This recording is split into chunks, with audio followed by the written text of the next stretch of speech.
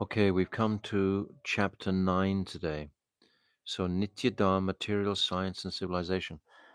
Um, I hope that you remember all the other chapters reasonably clearly. You know, the first chapter, Sannyasi Thakur arrives with Premdas Babaji. And then Sannyasi Thakur, he asks beautiful question in that first chapter. If Dharma is one, how come there are so many different opinions on it? He answers this question. And then in the second chapter, he says, if the jiva is infinitesimal, how can he be pure? How can he be, if he's temporary, how can he be transcendental? He asks this question at the beginning of chapter 2. And then in chapter 3, Mahashai, Lahari Mahashai, is asking the question about caste Brahmana and the Sandhya Vandana prayers. And it's Vaishnava Das Babaji who answers those questions. And then in the fourth chapter, he, in the third chapter, it's Naimitic Dharma must be relinquished. Then in the fourth chapter, there's beautiful teachings by Vaishnava Das to Lahari Mahashai. And Lahari Mahashai becomes completely understanding what is Shuddha Vaishnavism.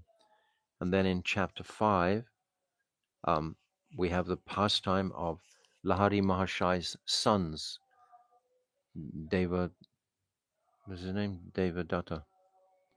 What's his name now? Devidas. Devidas comes and they speak with their father. He speaks with the father, try to bring him home. So Lahari now is preaching. First of all, Premdas Babaji was preaching in the first chapter. In the third chapter, Vaishnava Das is preaching. In the fifth chapter, now Lahari Mahashai is preaching. So Bhaktivinoda Thakur is weaving an incredible narrative through these chapters, all connecting with Nitya-dharma, Nitya-prem. And then in the sixth chapter, most beautiful conversation between the Pandits, Chandidas, etc. These different, not Chandidas, Chudamani, these Brahman Pandits have all come to argue with the Vaishnavas. And there's beautiful discussion where they try to defeat the Vaishnavas, but Vaishnav Das Babaji again defeats them completely with his wonderful erudition of what is true Siddhanta. The smartas basically are purified in that sixth chapter, very powerful chapter. Chapter 7 is Chandidas and Damayanti, listening to Anantadas, that beautiful narration. And chapter 8, we've just finished, is Vaishnava etiquette. They've approached Haridas Babaji, and Nityananda has been asking those beautiful questions about Vaishnava behavior and etiquette. So this is the history so far we've come. Now we come to chapter 9. Lahari Mahashai lived in the association of Vaishnavas in Sri Godrum for 3 or 4 years, and thus his heart became fully pure. It takes time to purify the heart. It's not going to happen overnight. If we're suffering from some type of disease, we're not going to be cured in a day. It'll take some time, some months, sometimes even some years to be purified of our disease. So Lahari Mahashai, for 3 or 4 years, thus his heart became fully pure. At all times he chanted Harinam, while eating, walking, and sitting, before sleeping and after rising. This is the life of a dedicated mendicant, a dedicated Vaishnava, who has realized the absolute necessity of the opportunity now to pick up this truth, and there's no time to waste. So all his time, walking, eating, sleeping, waking, rising, were involved with chanting. He wore simple cloths and did not even use shoes or sandals. Why? This is to reduce any material activities. The more simple our lifestyles, the less we have to arrange to carry on our material activities. If we complicate our lives with so many material acquisitions, then it takes up so much of our time. But if we live simple living and high thinking, this is what Bhaktivedanta Swami Prabhupada coined this expression. So Lahari Mahashaya is definitely like this. He had relinquished his pride in his caste so completely that as soon as he saw a Vaishnava, he would offer him Dandavat pranams and forcibly take the dust from his feet. This is a huge thing for a caste Brahmana to be offering Dandavat pranams to someone who may not be a Brahmana. They may be a Vaishya or even a Shudra. But still, as a Vaishnava now, he's seeing all the Vaishnavas as praiseworthy. He's not distinguishing between Brahman or any caste within himself. This is a huge thing. We don't understand in the Western world what it means to be born in a Brahmin family. We had our beloved Bhakti Vigyan Bharati Maharaj described to us. He came from a completely Paka Brahmin family. And when he first came to the Mutt, he was horrified that he was going to have to be served prasadam by someone other than a Brahmin. In his life, he had never taken anything, his whole life, at the age of about 20, 21, 22, never taken anything from the hand of someone who wasn't a Brahmana. This is the culture. And he'd only ever taken Mahaprasad in his whole life. He'd never taken anything else. So when you have that sort of impression, that sort of sanskar, it's very deep. So to become purified of that and see it beyond that as Vaishnavas, that Vaishnavas actually are beyond even the caste consideration. It's a huge thing. For Westerners, we don't understand it because we haven't been brought up in that circumstance. But we should appreciate the depth of this in Indian culture. It's very, very deep. Even today, of course, you go around anywhere and everyone will know who is a Brahmin and who is not a Brahmin. They'll behave accordingly. He had relinquished his pride in his caste so completely that as soon as he saw a Vaishnava, he would offer him Dandavat pranams and forcibly take the dust from his feet. He would seek out pure Vaishnavas in order to honor the remnants of their meals. His sons came to him from time to time, but when they understood his mood, they departed quickly, not daring to propose that he should come home with them. To look at Lahari Mahashai now, one would certainly take him to be a Vaishnava Babaji. From the philosophy of the Vaishnavas of Sri Godram, Lahari Mahashai had understood that the essential principle in genuine detachment within the heart and is genuine detachment within the heart and not the adoption of external dress of not the adoption of the external dress of renunciation. Yes, it's a heart process. It's not about the external dress.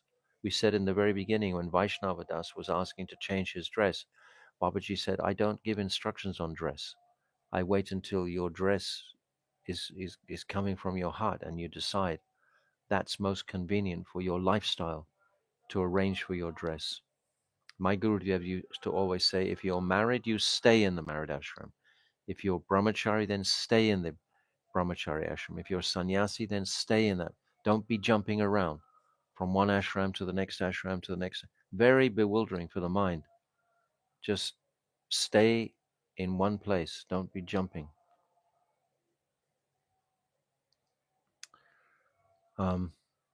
Had understood that the essential principle in genuine detachment is genuine detachment within the heart, and not the adoption of external dress of renunciation. In order to minimize his needs, he followed the example of Sri Sanatana Goswami and tore one piece of cloth into four to use as his garments. That means a top piece and a bottom piece, and then you're washing one. You have two sets of cloth, one you're washing and one you're wearing. He tore one piece of cloth into four to use as his garments. Nonetheless, he still wore his sacred thread around his neck. Yes, that's optional. Whenever his sons wanted to give him some money, he would reply, I will not accept even a single kodi from materialists. Kodi is like a conch shell worth of money. Chandrasekhar, his eldest son, once brought him 100 rupees for a festival to feed the Vaishnavas, but Lahari Mahashai remembered Sri Das Goswami's example and did not accept the money. This is a little bit different to the Yukta Vairagya that we understand. If we get offered money, we take it and we utilize it. we utilize whatever is given to us in Krishna's service. We're not, if someone wants to give us some money, take it and buy books with it, or help some construction of a temple, or food for life, or some type of distribution, or make the money be utilized in Krishna's service to therefore give mercy to the person who gave the money. If someone gives you money and you use that money in Krishna's service, then that's great fortune for that person who gave the money. One day, Paramahamsa Babaji said, Lahari Maharshai, you are now free from all traces of non-Vaishnava behavior. Even though you have accepted the vows of mendicancy, we can still learn much from you about renunciation. So the Vaishnavas are respectful and admiring his renunciation. You need only accept a Vaishnava name for everything to be complete. Lahari Maharshai replied, you are my Param Guru. Please do as you see fit.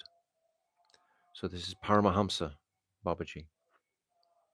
Babaji Maharshai said, your residence is at Sri Shantipur, so we will address you as Sri Advaita Das. Lahari Maharshai fell in prostrated obeisances and accepted the mercy of his new name. From that day on, everyone called him Sri Advaita Das, and they referred to the kutia in which he resided and performed his bhajan as Advaita Kutia.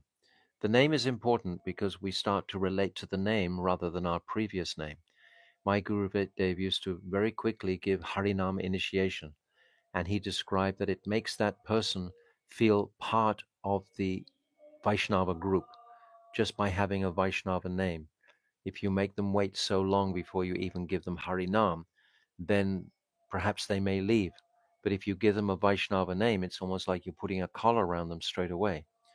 So he was very liberal with Harinam. Diksha would be different, but Harinam, and we in our various circumstances of preaching amongst different people, as soon as it's possible to give someone a devotional name, we should do like that.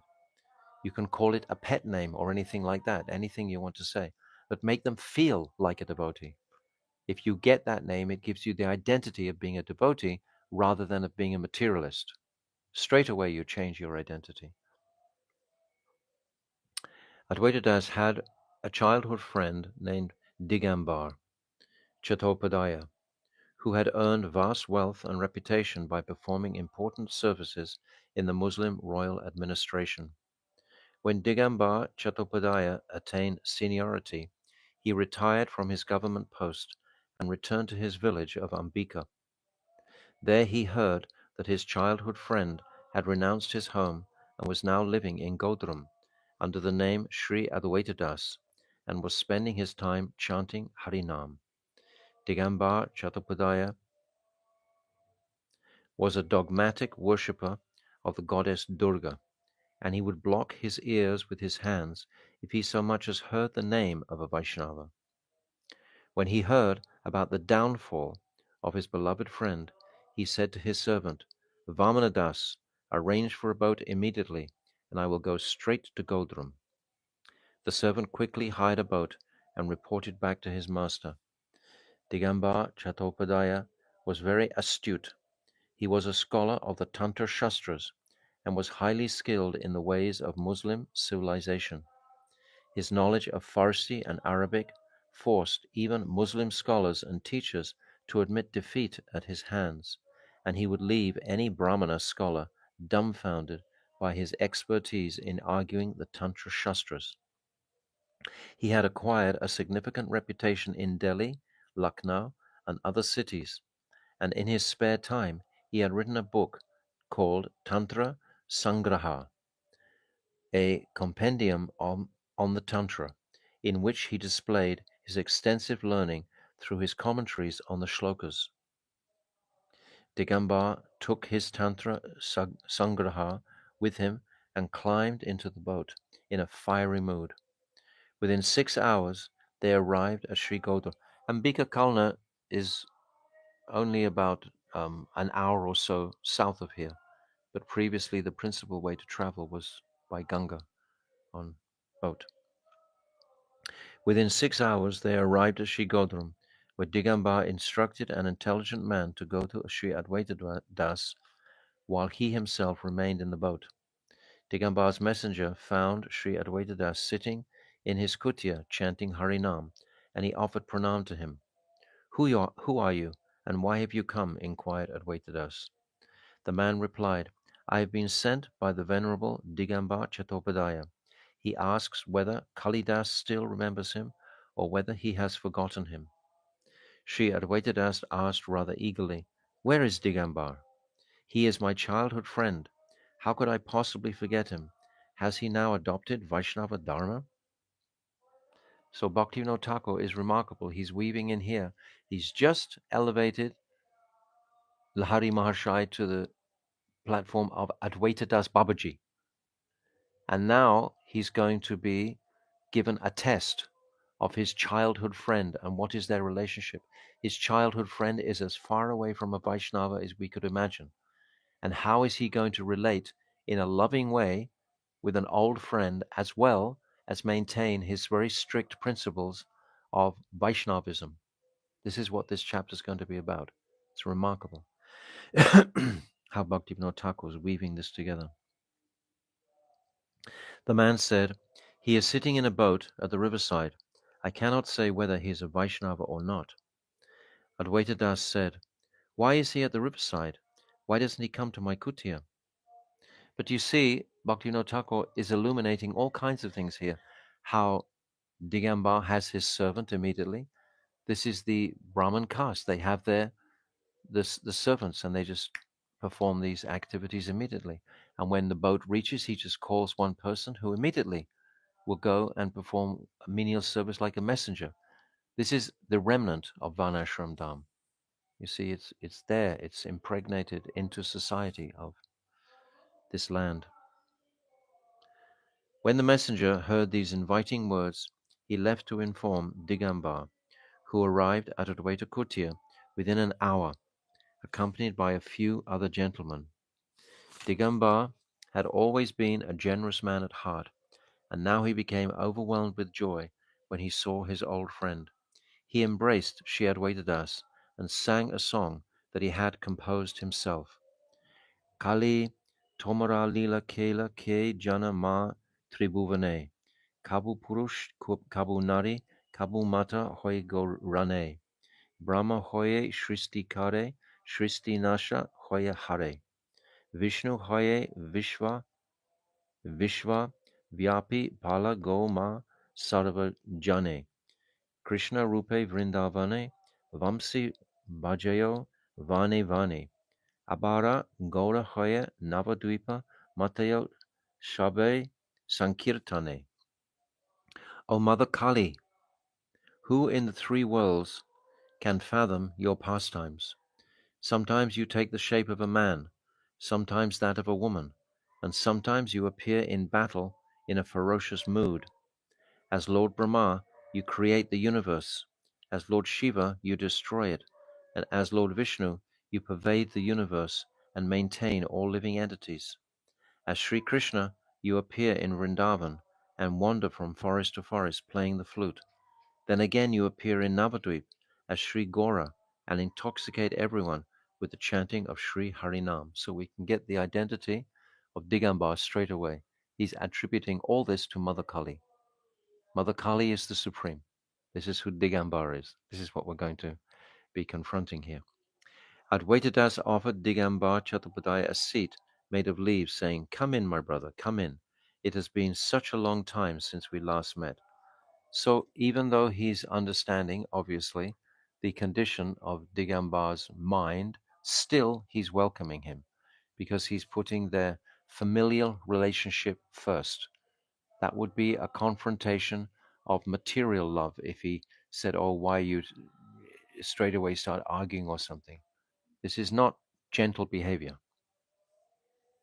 Digambar sat on the seat, expressing his affection with tears as he said, My brother Kalidas, where shall I go? Now you have become a renunciant, and you don't care for the devas or for your religious duties. I came from Punjab filled with so much hope, but our boyhood friends have all gone. Pesha, Pagal, Kendar, Girish, Ishe, Pagala, Pagla, Danuv, Kali, the carpenter, and Kanti Bhattacharya have all passed away. Now only you and I remain. I thought I could sometimes cross the Ganga and meet you at Shantipur, and you could sometimes cross the Ganga and visit me in Ambika. We could have spent whatever time remains to us singing together and studying the Tantra Shastra. Alas, fate has dealt me a cruel blow. You have become a worthless heap of cow dung, of no use in this life or the next. Tell me, how has this happened to you? So Digambar is a straightforward, honest man, and he's expressing his feelings here. Advaita could see that his boyhood friend was most undesirable company, and he began to devise a way of escaping from his clutches. Thinking like this, he said, "Brother Digambar, do you remember the day in Ambika when you were playing Guli Danda, and we reached the old tamarind tree?"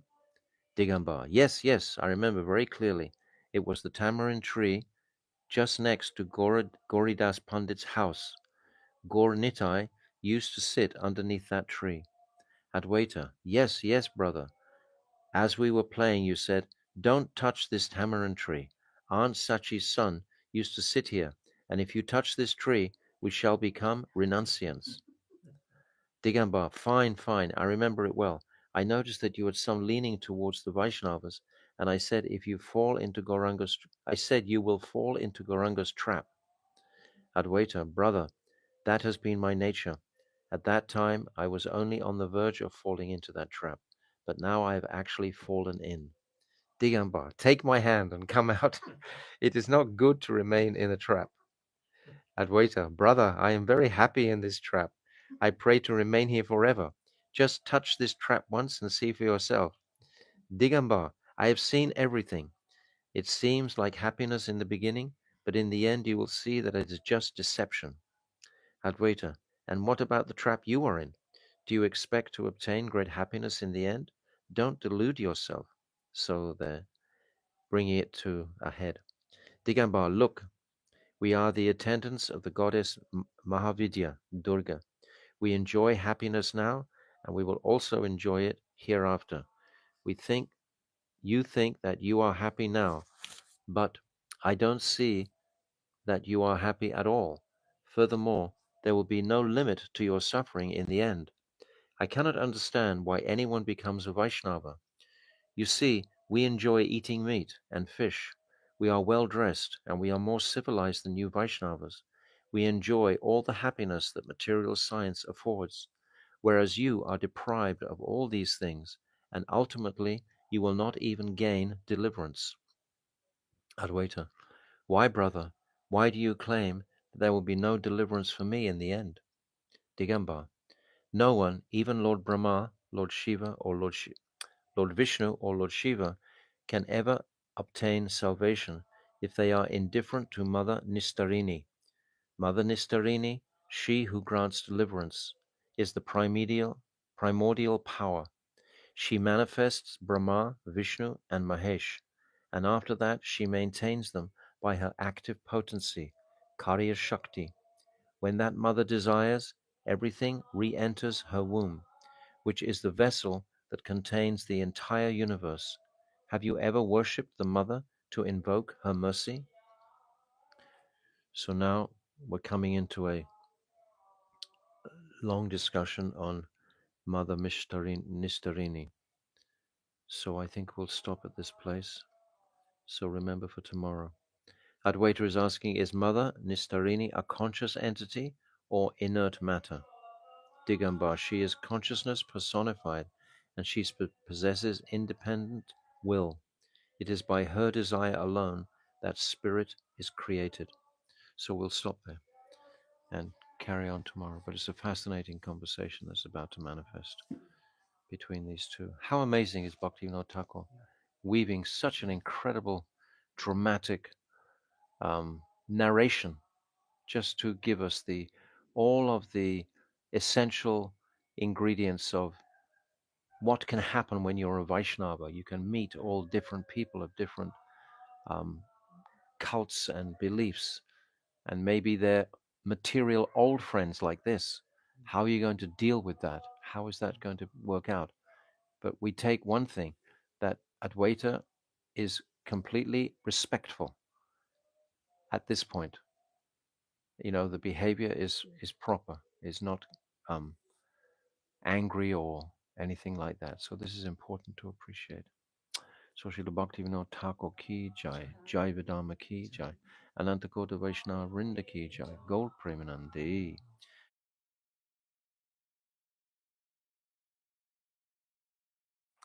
Now we come to page 198. Now this is principally going to be a discussion between what is a Shakta. A Shakta worships only Shakti. How can there just be energy without the energetic source? Have you got any experience of light that doesn't have a source? Is there any such thing? Tell me. We have the sunlight, we have the moonlight, we have the electric light, we have the firelight. There's always a source to every form of light, isn't there? That's the Shaktiman. There must be an origin to Shakti. That's Krishna. But the Shakta, he just worships the Shakti alone. And he believes that he will become that Shakti. It's really confusing. But this is Digambar. Digambar, that the name I was reading in the notes, it signifies the directions. Digambar means all the directions.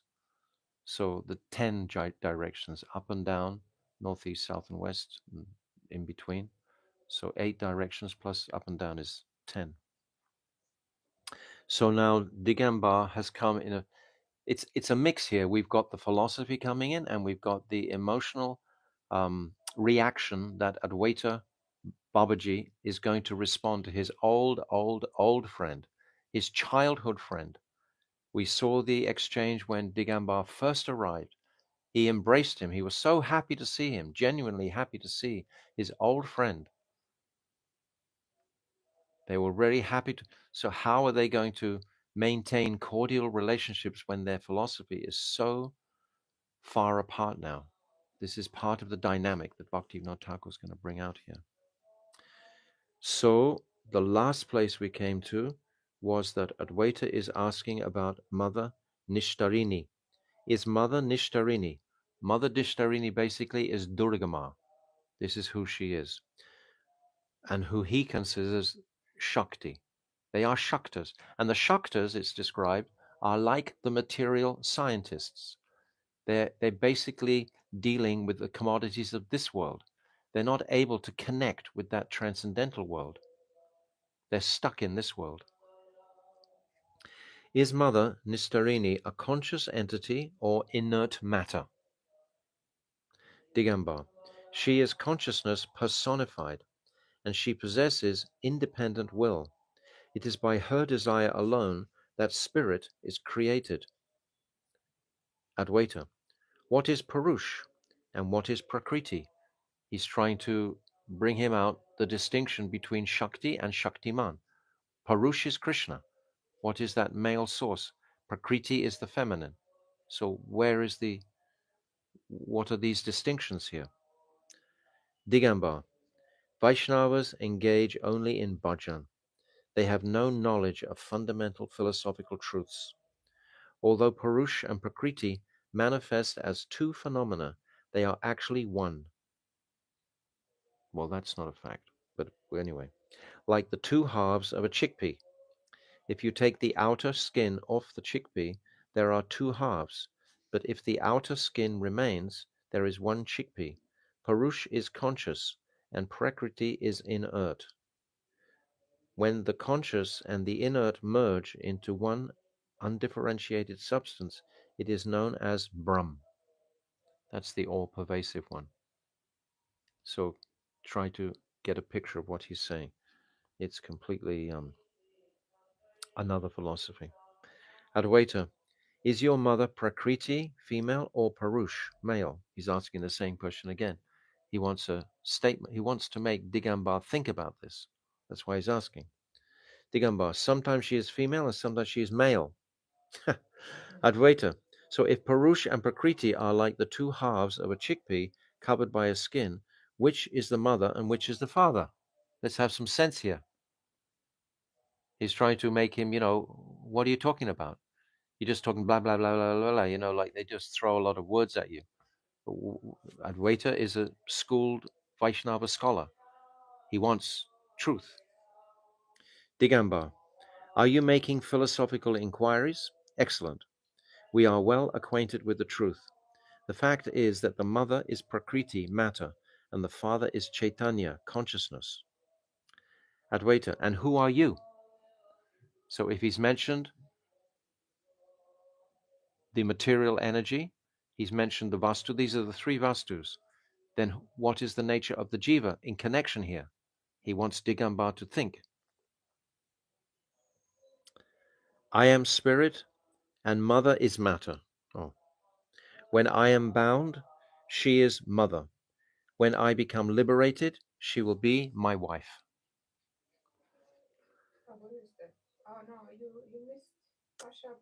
Sorry, I did. Thank you. And who are you? Digamba. Pasha Bado, Bhave Jiva, Pashu Mukta, Sada Shiva. When one is bound by the ropes of Maya, one is a Jiva. And when one is released from these bonds, one is Lord Sada Shiva. Advaita. So are you spirit or matter?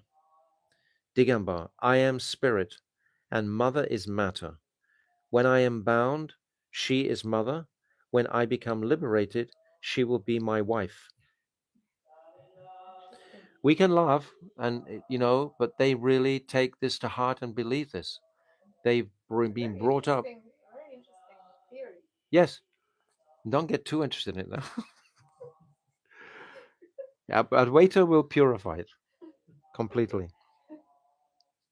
Oh, splendid! Now the whole truth is exposed without any doubt. The person who is your mother now will become your wife later. Where did you get such a philosophy? Digamba, brother, I am not like you, simply wandering here and there and saying Vaishnava, Vaishnava.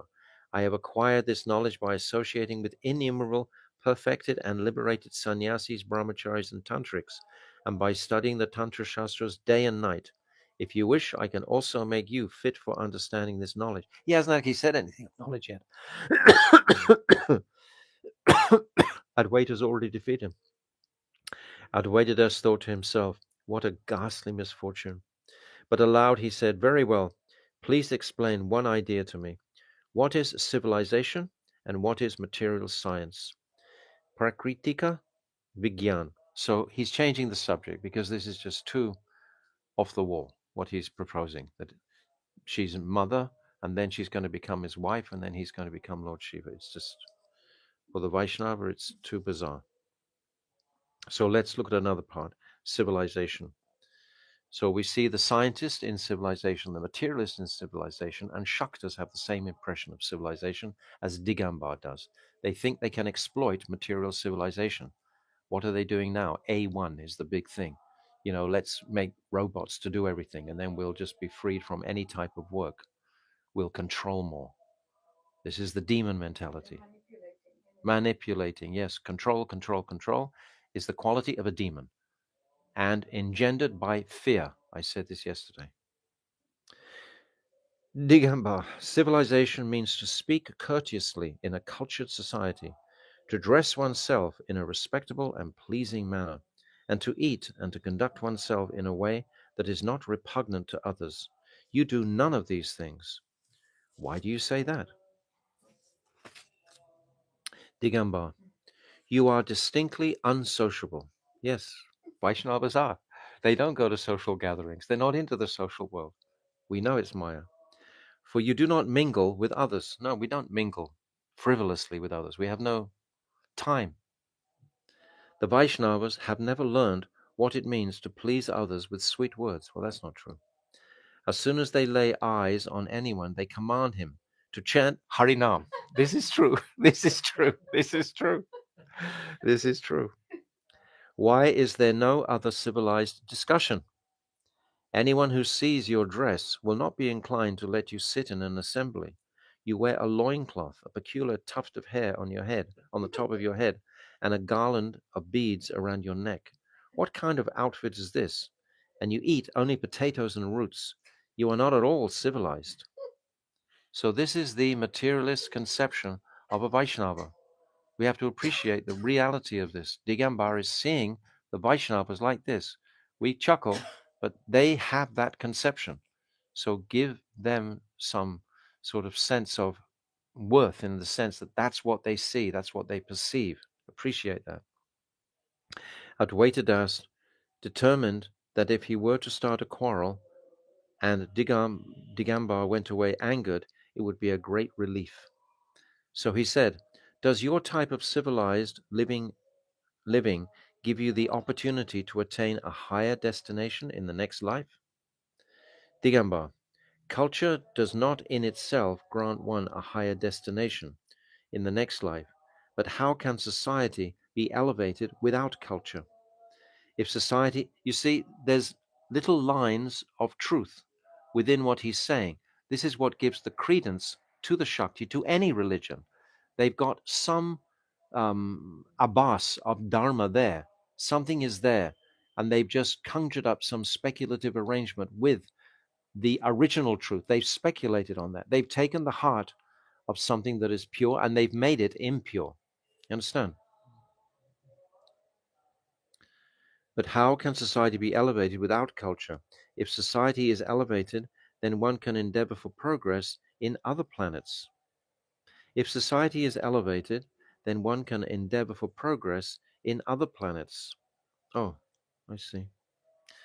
Advaita, that means you go to other planets?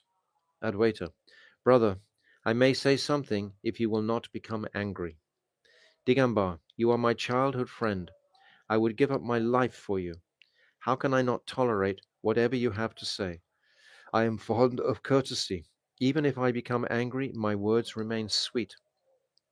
The more a man can conceal his inner feelings, the more cultured he is considered to be. It's all the antithesis of Vaishnavism. It's upside down.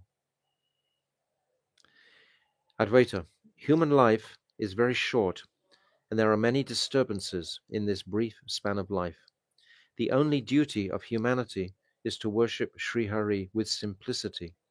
Studying the ways of material civilization and culture is simply deceiving the soul. We've talked about this constantly in the Falshruti. All of these material dharmas are to be rejected. They all contain duplicity. They're only about this social material world. I have understood the word Shabhyat, Shabhyata, Shabhyata, civilization, is simply another name for civil deception. A human being remains simple as long as he adheres to the path of truth. When he adopts the path of dishonesty, he desires to appear civilized and to please others by sweet words. But internally he remains addicted to deception and wicked deeds. What you describe as civilization has no good qualities, because truthfulness and simplicity are really the only good qualities. Without truthfulness and simplicity, you have nothing. It's the legs of religion of the cow that have been broken. In modern times, civilization has come to mean keeping one's depravity concealed within. The word Shabhyata literally means fitness to participate in Shabha, or a virtuous assembly. In reality, civilization that is free from sin and deception is only found among Vaishnavas. Non Vaishnavas very much appreciate civilization that is saturated with sin. The civilization that you speak of is not related to the Nitya-dharma of the Jiva. We see society. If civilization means to adorn oneself in stylish clothes, to appeal to others, then prostitutes are more civilized than you are. The only requirement for clothing is that it should cover the body and be clean and free from unpleasant odor. Food is faultless when it is pure and nutritious, but you only care whether it tastes good. You don't even consider whether it is pure or not, like meat is not pure. Wine and meat are naturally impure, and a civilization based upon the consumption of such things is simply a society dedicated to sin.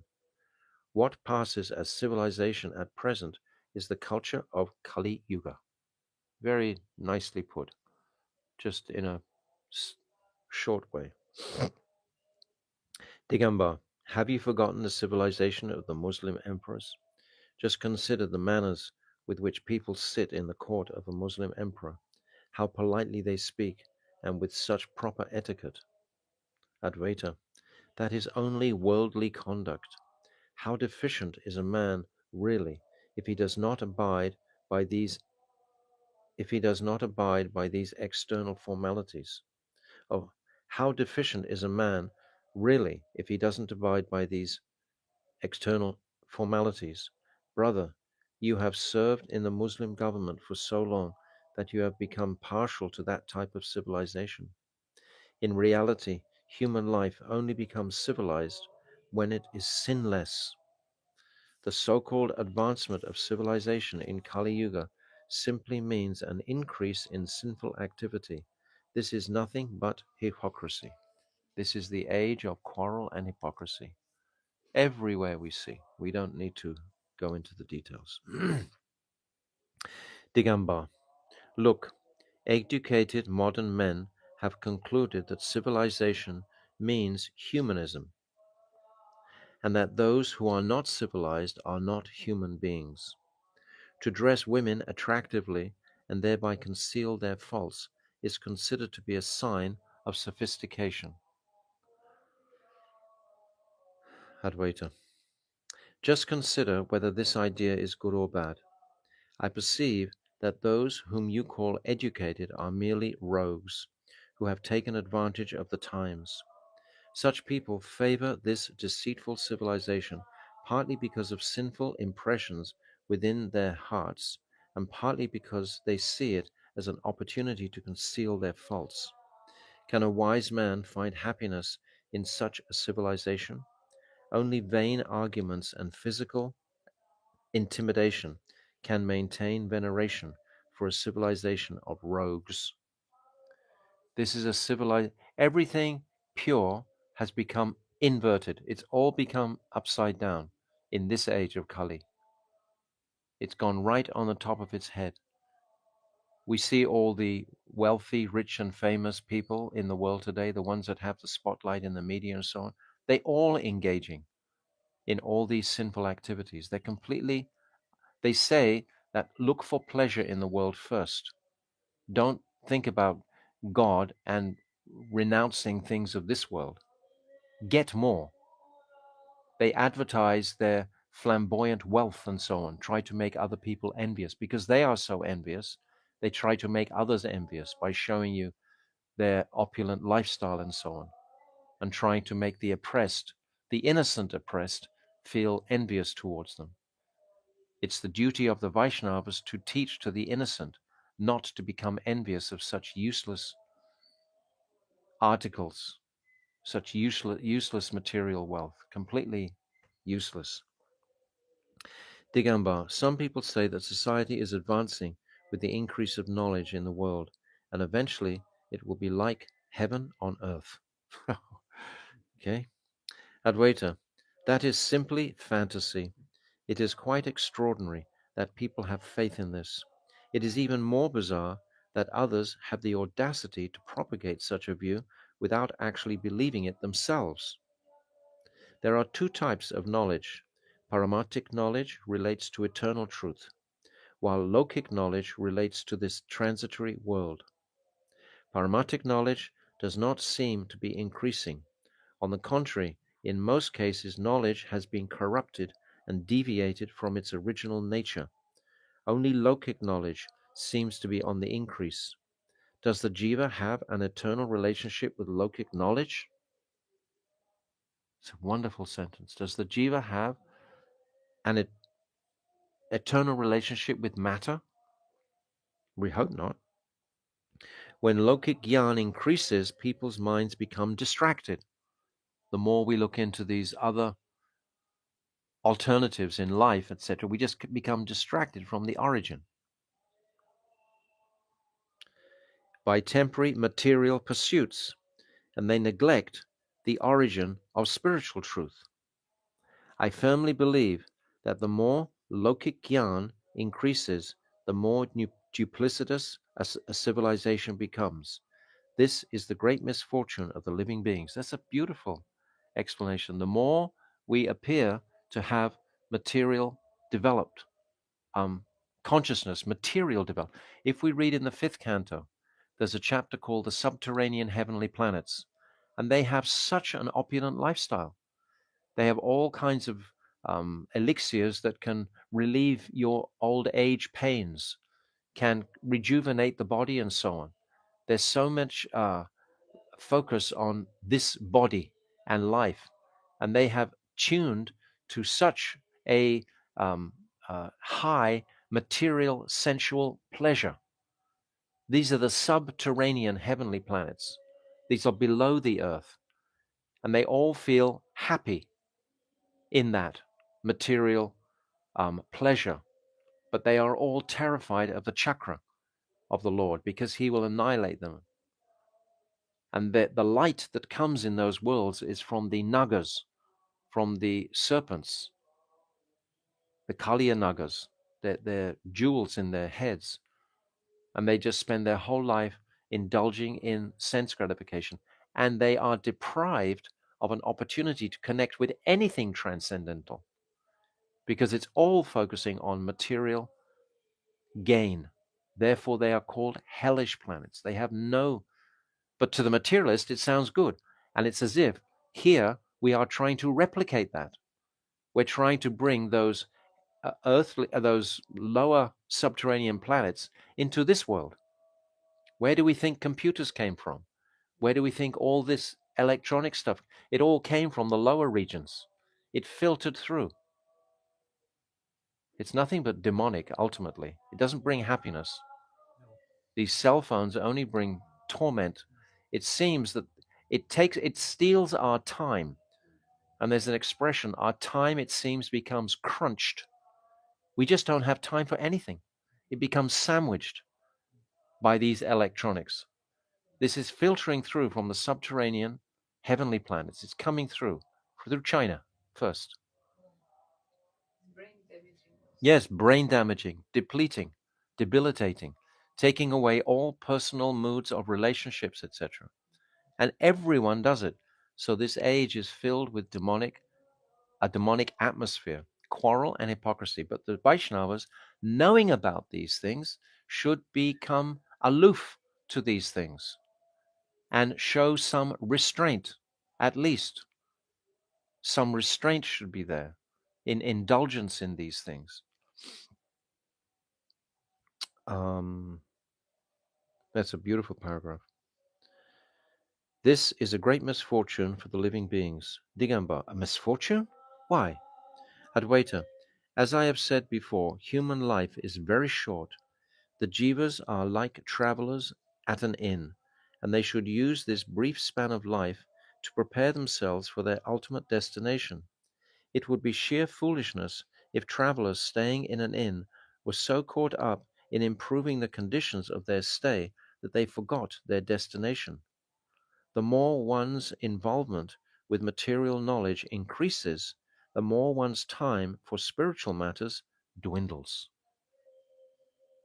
It's like the more you chant, the less you have to do in this world. Why? Because the less material desires you have. As you chant more, your material desires go down. Therefore, you don't have to be so active in the material world because you don't have those gross and subtle desires. You don't feel any necessity to perform various functions that you did previously. And Krishna always makes the arrangement. The more one's involvement with material knowledge increases, the more one's time for spiritual matters dwindles. I am convinced that material knowledge should be used only as much as it is needed to maintain one's livelihood. There is no necessity for excessive material knowledge, and its companion, material civilization. This is what the topic is, material civilization. For how many days will this earthly glitter remain? Why are we struggling to bring this up? Digambar, I see that I have fallen into the clutches of an unyielding renunciant. Then does society serve no function? Advaita, that depends upon the composition of a particular society. The function served by a society of Vaishnavas is highly beneficial for the jivas, but a society of non-Vaishnavas or a society that is merely secular serves no advantageous function for the jivas. What does secular mean? Or a society that is merely secular. I think it means like sort of robotic. I have to check this word. You can't give me? I'm talking to a Finnish person and a person from Croatia about the vocabulary of English. Huh? Mundane? Secular mundane? Okay, that fits. That is merely mundane, secular. Serves no advantageous function for the jivas. But enough of this topic. Tell me, what do you mean by material science? So we'll stop there. But material science is the pursuit of these acquirements, thinking that thinking that we've got a remedy for every type of disease. We can even change your heart for you. We can put a pig's heart inside you. Pig's hearts are very strong. Why not take a pig's heart? However, this material science that we're talking about, the internet, for example, connected all of us, even now. We are utilizing this facility for our own advantage of spreading Vaishnavism. If this facility wasn't there, we still would be connecting and using our skills.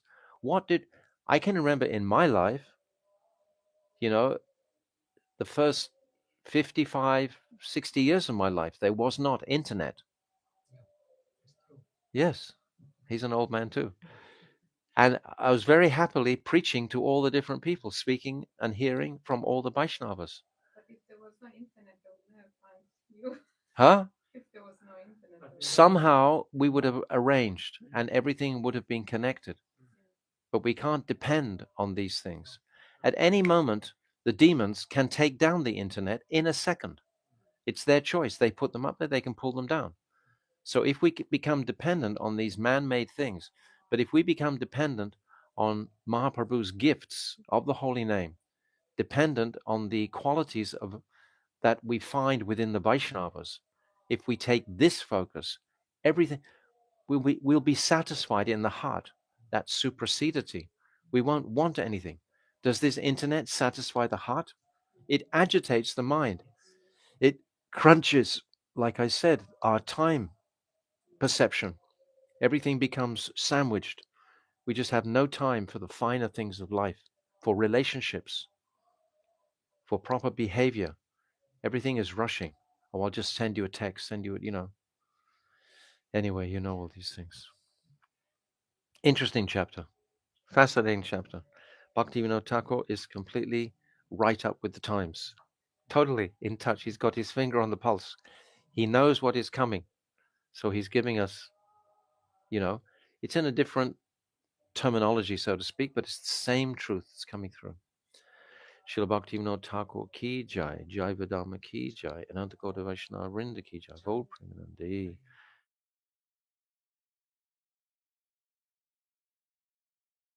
So now we come to page 203.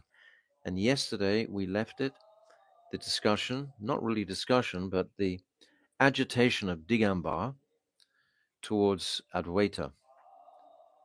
And we can see, looking closely, Digambar is very proud of his tantric knowledge, etc. What is synonymous with pride? Envy. If you're proud, it means you think you're better than somebody else. So Digambar is convinced that he's better than Advaita. So this is an envious conversation on the part of Digambar. But how is the Vaishnava behaving in the light of that conversation. This is what we can really pick up here, because we've just read about Vaishnava etiquette in chapter 8, and now we're reading and studying how does a Vaishnava behave when someone attacks him, more or less, or attacks his faith.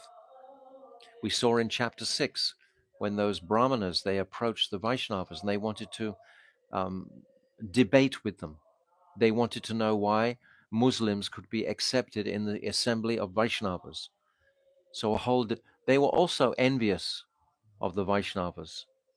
This enviousness is the cause of our being in this material world. So it comes out in different ways. We should all pray to be purified of this trait of envy. Because when that trait is pure, then what two qualities come? Humility. Huh? Yes, purity, but humility and forgiveness and compassion, these qualities automatically come. Humility and prem. These are the two to remember. Humility and prem are synonymous. Envy and pride are synonymous. Two on that side and two on that side. So now, Advaita, he's asked the question. This was the last thing we came to yesterday. Tell me, what do you mean by material science? So this whole world today, in particular, is people are judging the world by the degree of their apparent advancement in material science. How good is medicine, etc.? They think that they went to the moon. Material science, these are the atheists of the age. These are the atheists of the age. They think everything can be boiled down to a scientific, logical, rational approach. That means they annihilate the moods of the heart's connection through devotion. They don't have any devotion except to themselves. This path of devotion that I just saying, this Raga Vartman Chandrika, it's very rare. It's a small path. We are so fortunate if we've stumbled by some great fortune onto this path. It's the greatest cause for celebration. Really it is. Really it is. We should be so joyful each day and try to unpack more and more clarity in it, more and more illumination. So tell me, what do you mean by material science? Digambar, the Tantra Shastra has delineated many types of material science. Patrika Vigyan. Material science includes whatever knowledge, skill, and beauty are to be found in the material world. Yes, it's all in the material world. It's all limited by time and space. The material world has past, present, and future. The spiritual world only has the powerful present. There's no past and present, and there's no past and future in the spiritual world. As well as all the various branches of knowledge, such as military science, medical science, music, dance, and astronomy. Prakriti, material nature, is the primordial power, and by her own potency, she has manifested this material universe and all the variety in it. These are the wondrous workings of Maya that have completely delusioned the ignorant conditioned soul to think how wonderful is this material energy. Completely fascinated by it. This is the materialist, the atheist. Each and every form is a byproduct of this potency and is accompanied by the knowledge or science corresponding to it. You see, there's words of truth mixed in here. Shakti Tattva represents everything. Everything that has manifested from Krishna is coming through Swarup Shakti. Everything in existence comes through. So the Vaishnavas are the principal Shaktas, in fact. So all material science has come through the inspiration of Shakti. It's true. But he's limiting it to just that point of how they can exploit it. And he thinks it's coming from man. He's not giving it credence from the actual origin of this Shakti, who is the counterpart to Sri Krishna. It's very limited. When one acquires that knowledge, he is liberated from sins committed to Mother Nishtarini. The Vaishnavas do not seek this knowledge, but we Shaktas will obtain liberation on the strength of it. Just consider how many books have been written in pursuance of this knowledge by great men such as Plato, Aristotle, Socrates, and the famous Hakim. Advaita. Digambar, you have said that the Vaishnavas have no interest in Vigyan, experiential, realized knowledge, but that is not true. The pure knowledge of the Vaishnavas is endowed with Vigyan. Sri Bhagavan Uvacha Jnanam Param Guyam Me Yad Vigyan Samanvitaham Sa Rahasyam Tadangam Cha Grana Gaditam Maya. Srimad Bhagavatam 2:931. This is one of the Chatushlokis. Sri Bhagavan said, O Brahma, knowledge of me is non-dual, and yet it has four distinct divisions: Gyan, Vigyan, Rahasya, and Tadanga. A jiva cannot understand this by his own intelligence, but you can understand it by my mercy. That's the key. It's by his mercy that we can understand it. Gyan is my swarup, and my relationship with my potency is Vigyan, realization. This is so deep compared to what Digambar has just said. Digambar just said hot words, but this is really powerful what he's saying in response. The jiva is my rahasya, secret mystery, and pradhan is my gyan anga. These material elements that Krishna infuses himself to manifest this world, his gyan anga.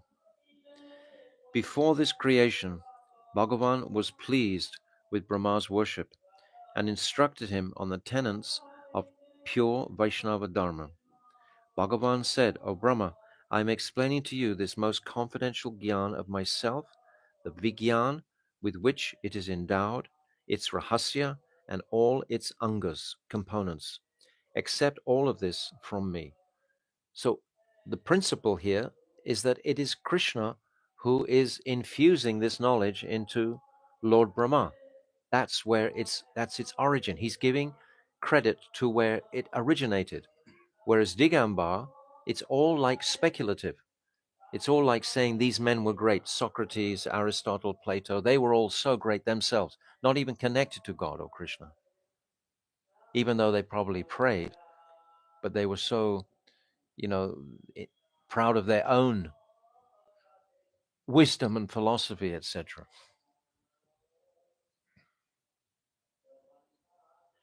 It is begun through the senses, but that knowledge, where we go? All human beings acquire Vishaya Gyan through the senses, but that knowledge is impure. Yes, we acquire knowledge through the senses. For example, you might see some smoke looking like it's smoke on a mountain, and you might think, oh, that's a fire on the mountain. But it may be a cloud that's come down on the mountain. So your own perception can be faulty. It's not always correct. That's one example. There's so many examples when we might judge something by our own direct perception, but the reality is different to that. It is only use. Where is it? But that knowledge is impure, so it is useless for discerning transcendental objects. You can't, I've said many times, crack the gates of heaven, so to speak. With material intelligence, you can't reach a place of transcendence. It's just like firewood has the inherent nature of fire within it, but it can never, ever, ever come on fire until another piece of wood touches it that's already on fire, can it? Even though that fire is within the wood. It can't just by combustion suddenly start to burn. Sometimes they say bamboos, but bamboos are rubbing together that cause a friction, that cause some spark to happen and a fire will come. But wood inherently can't ignite itself. Similarly, from the material conscious, you can't ignite transcendence. There has to be someone who is already transcendental touching you. It has to be that way. It can't be any other way. So if we just try to use our material senses, intelligence and logic, etc., rationale, it can never be successful. It just leads into speculative holes. It is only useful in relation to the jiva's conditioned state of material existence, yes, in this material world. Knowledge that pertains to spiritual consciousness is known as Shuddha Gyan, pure knowledge. That is eternal and is the basis of the Vaishnava's devotional service. If it's eternal, then it's Nitya. It's Nitya-dharma. It's Nitya Prem. Nitya. Spiritual knowledge is the antithesis of material knowledge, the opposite of material knowledge, and is completely distinct from it. You say that Vishaya Gyan and Vigyan, you say that Vishaya Gyan is Vigyan. But it is not Vigyan.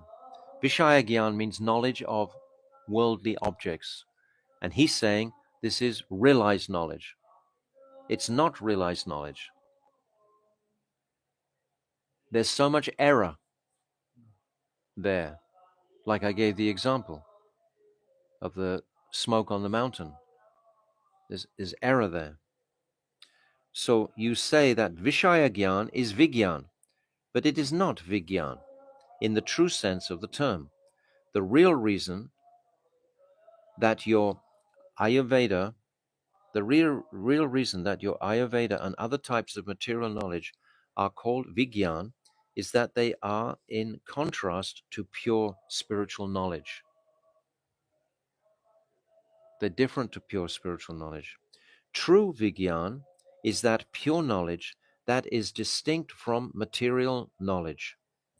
There is no difference between Gyan, which is the knowledge of a truly abiding substance, Chidvastu, and Vigyan, that means Dharma. There is in the dharmic sense, which is the knowledge of how such an object is distinct from matter.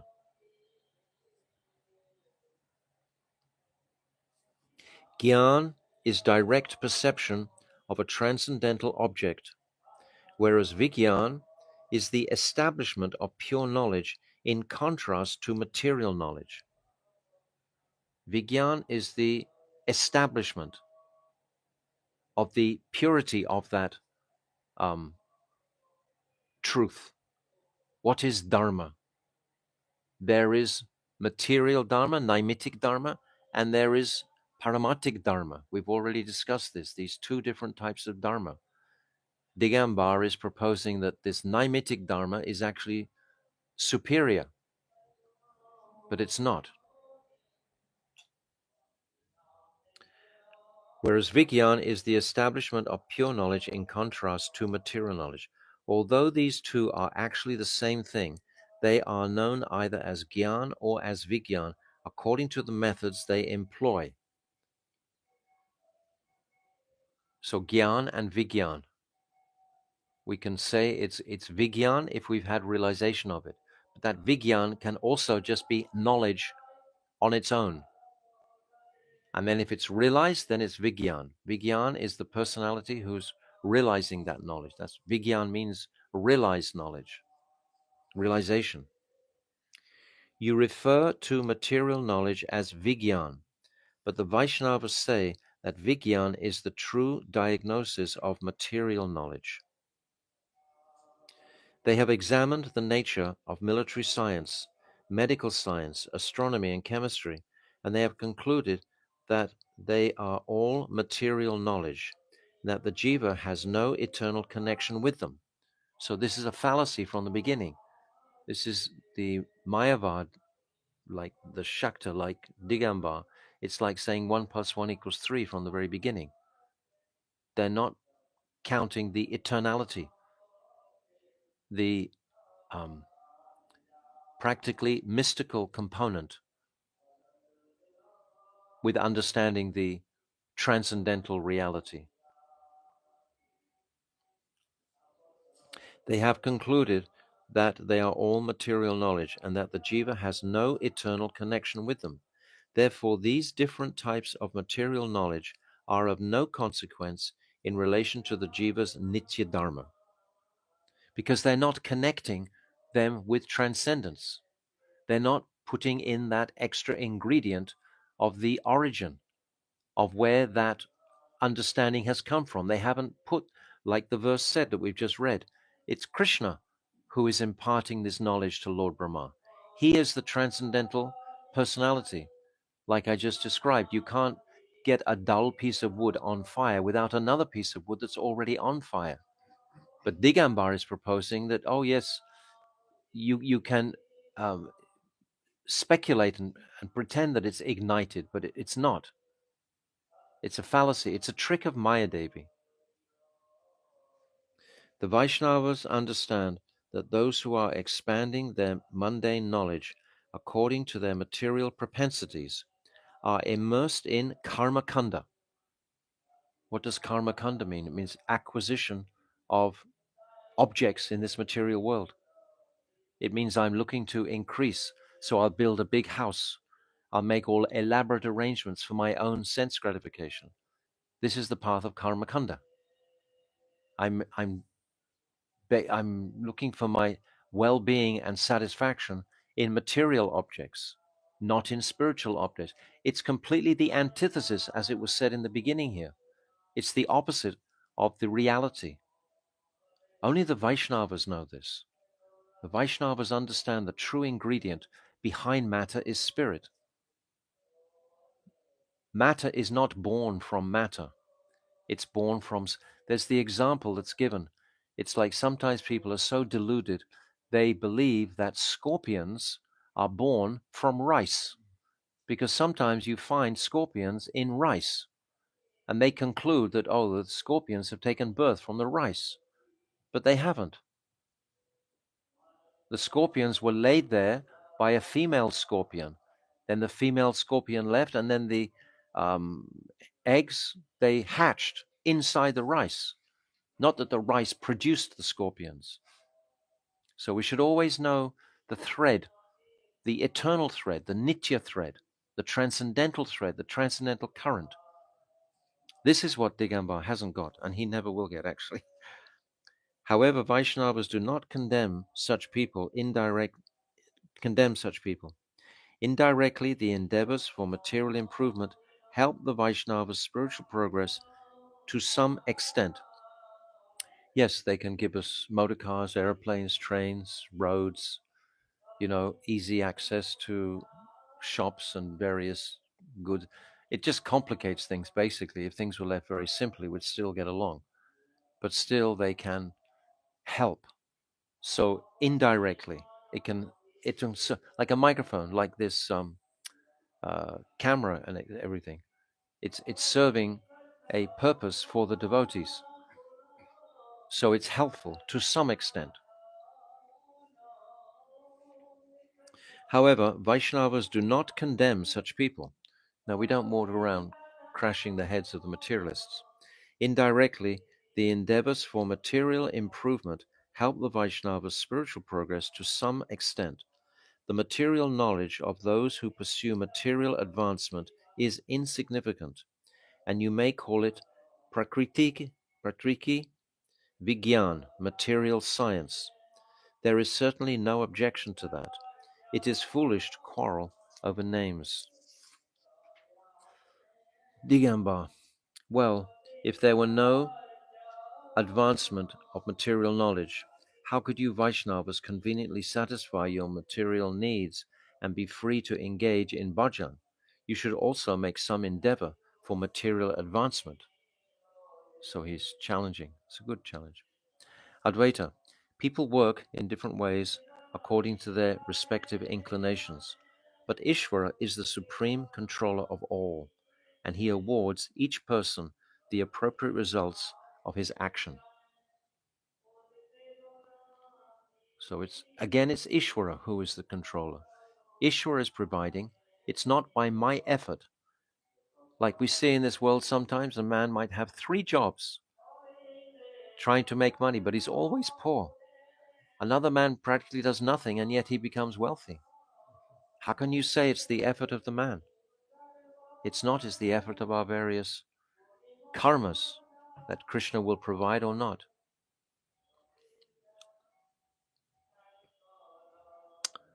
Where are we up to? Where does inclination come from? Digamba, where does inclination come from? It's good. Digamba's asking questions now. Advaita, inclination develops from deep-rooted impressions in the heart acquired through previous activities, sanskars. So much is dependent on sanskars. The more extensively one is involved with matter, the more expert he will be in material knowledge and the crafts originating from such knowledge. Yes, the more immersed you get in matter, the more you get implicated in it. The articles that such people manufacture may help the Vaishnavas to serve Krishna, but there is no need for the Vaishnava to labor for them separately. For example, carpenters earn their livelihood by producing singasans. The Grihastha Vaishnavas use as platforms where they place the deity. Bees are inclined to gather honey, which devotees accept for the service of the deity. It is not that all the jivas in the world endeavor for spiritual advancement. They are engaged in different types of work, impelled by their respective natures. So not everyone is the same. Not everyone has the same inclination for spiritual life. And we're not really trying to propagate that. The Vaishnavas are trying to preach in every unique circumstance, just to try and include the mystical ingredient of transcendence within every circumstance. If the jiva wakes up his consciousness to the reality of the Lord in some way, directly or indirectly, then he's moving ahead, then he's making some advancement. To pray. Human beings have different types of tendencies, some high and some low. Those with lower natures are engaged in varieties of work, impelled by their lower tendencies. The menial labor they perform assists other types of work which are prompted by higher natures. I'll read that again. The menial labor they perform assists other types of work which are prompted by higher natures. What's that mean? The menial labor they perform, these are men of low nature, assists other types of work which are prompted by higher natures. Yes, the carpenter, he's performing a lower activity of making the shingasan, but it's the grihasta who's using that with a higher nature, so he's making use of that. The wheel of this universe turns by the virtue of this division of work. Everyone who is under the jurisdiction of matter works according to his material propensity and thereby assists the Vaishnavas in their spiritual development. The whole collection of activities is supportive of the Vaishnavas' lifestyle and the Vaishnavas' progress. We have a room to live in. It was built by laborers. We have a heater. It was provided by the government electrical board, whatever. We have water in the pump. We have a generator to lift the water up to the pump, etc. So we have these material things. So we can't condemn material science. Bhaktivinoda Thakur is explaining like this. We have to honor where it's honored. And we utilize it like this, but it's not the purpose in life just to spend our time engaged in trying to facilitate, our material existence, which is the focus of the kamakand or the kami. Everything they're doing is trying to facilitate their own material pleasure. And the devotee is using that to his own advantage, like living in a room, like using cloth that has been spun and woven, etc. Huh? The necessity. Taking whatever is necessary. So we can't condemn the Karmakanda path, right? You can't point your finger and say, no, no. We have to accept that people with a lower tendency, a lower aspiration will do like that. And that's fine. That's what the Varnashram system is about. So we should acknowledge that in its place, but don't give it credence and say, this is the purpose of life. Digambar is saying, this is the most wonderful thing. This is the difference. The wheel of this universe turns by the virtue of this division of work. Everyone is under the jurisdiction of matter. Everyone who is under the jurisdiction of matter works according to his material propensity and thereby assists the Vaishnavas in their spiritual development. Such materialists are not aware that their activities are helping the Vaishnavas because they are bewildered by the potency of Sri Vishnu's Maya. Consequently, the entire world serves the Vaishnavas, but unknowingly. Unknowingly. Very clear, Bhaktivinoda Thakur's writing. We are reading this, I'm aware, we are reading this very quickly. You know, we are reading it, but I've actually just read this a few months ago on a stream also. And it seems completely different to what I read a few months ago because things have moved forward since then. And if we read it again in a few months' time, we'll understand it more deeply. So it's an evolution of consciousness to appreciate all the truths that are here. But at least we get something, at least some impression. We appreciate how clear is Bhaktivinoda Thakur expressing these topics of don't put material science on the front burner and think that that is to be glorified beyond the glorification of the practice of the Vaishnavas. The practice of the Vaishnavas is paramount, always, just like the Brahmins traditionally were the top of the society because they were teachers, they were priests, not the Shudras. Digambar, what is Vishnu Maya? Advaita, this is the third question Digambar has asked. This is quite significant because obviously Digambar hasn't come across someone who's so erudite in presenting the philosophy as Advaita. Advaita is presenting it in a very beautiful way.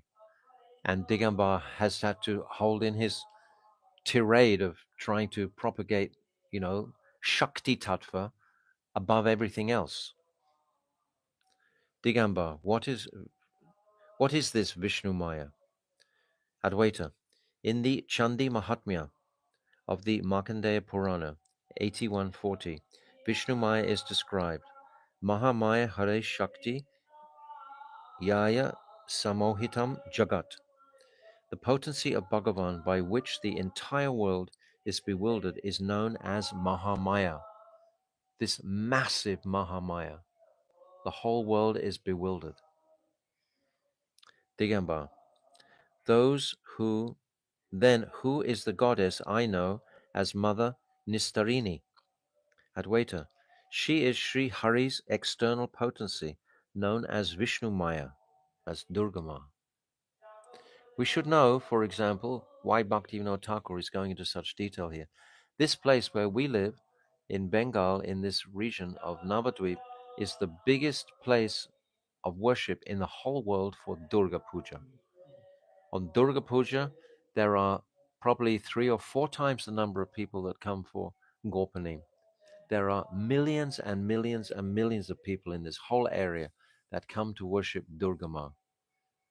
So Bhaktivinoda Thakur is trying to bring this philosophy out very clearly and deeply. Who is this Durga Ma? Do they have some big temple of Durga? Huh? Do they have some big temple? They always build they think so.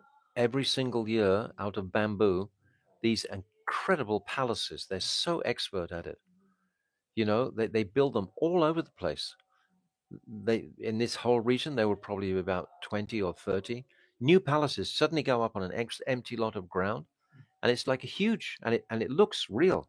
It's all got lights, and you can walk in, and it's all compartmentalized, and then you see this huge deity of Durga Ma, really beautifully carved. Made out of what?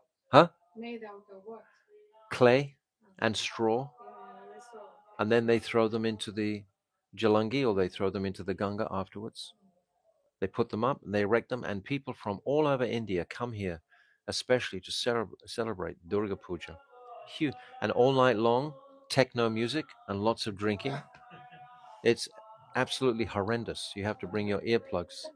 That's in September. Okay, we won't be here. Good. It's good, good, good. She is Sri Hari's external potency known as Vishnu Maya.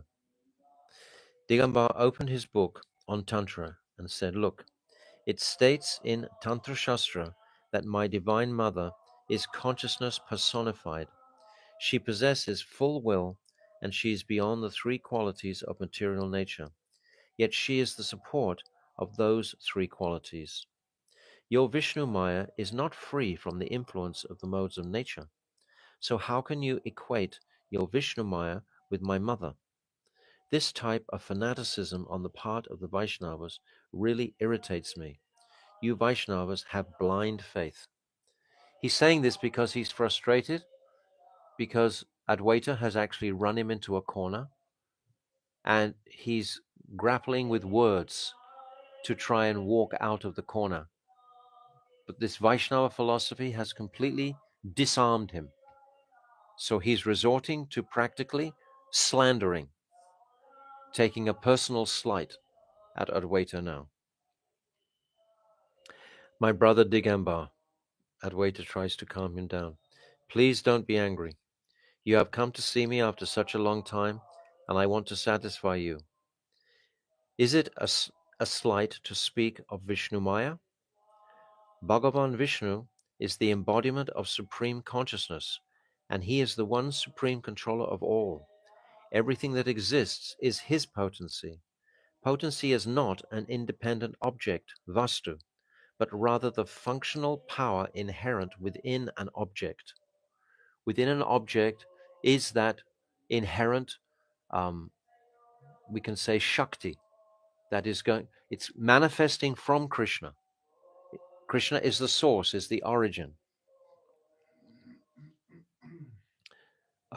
Everything that exists is his potency. His potency is the Shakti, it's his potency. Potency is not an independent object. Yes, Shakti isn't independent of the Lord. I asked the other day, have you ever experienced light without a source? Is there such a thing as light that doesn't have an object for where it's coming from? All light has an object from where it's coming from. If it's the electric light, it's the bulb. If it's the daylight, it's the sun. If it's the evening light, it's the candle. If it's the firelight, it's the fire.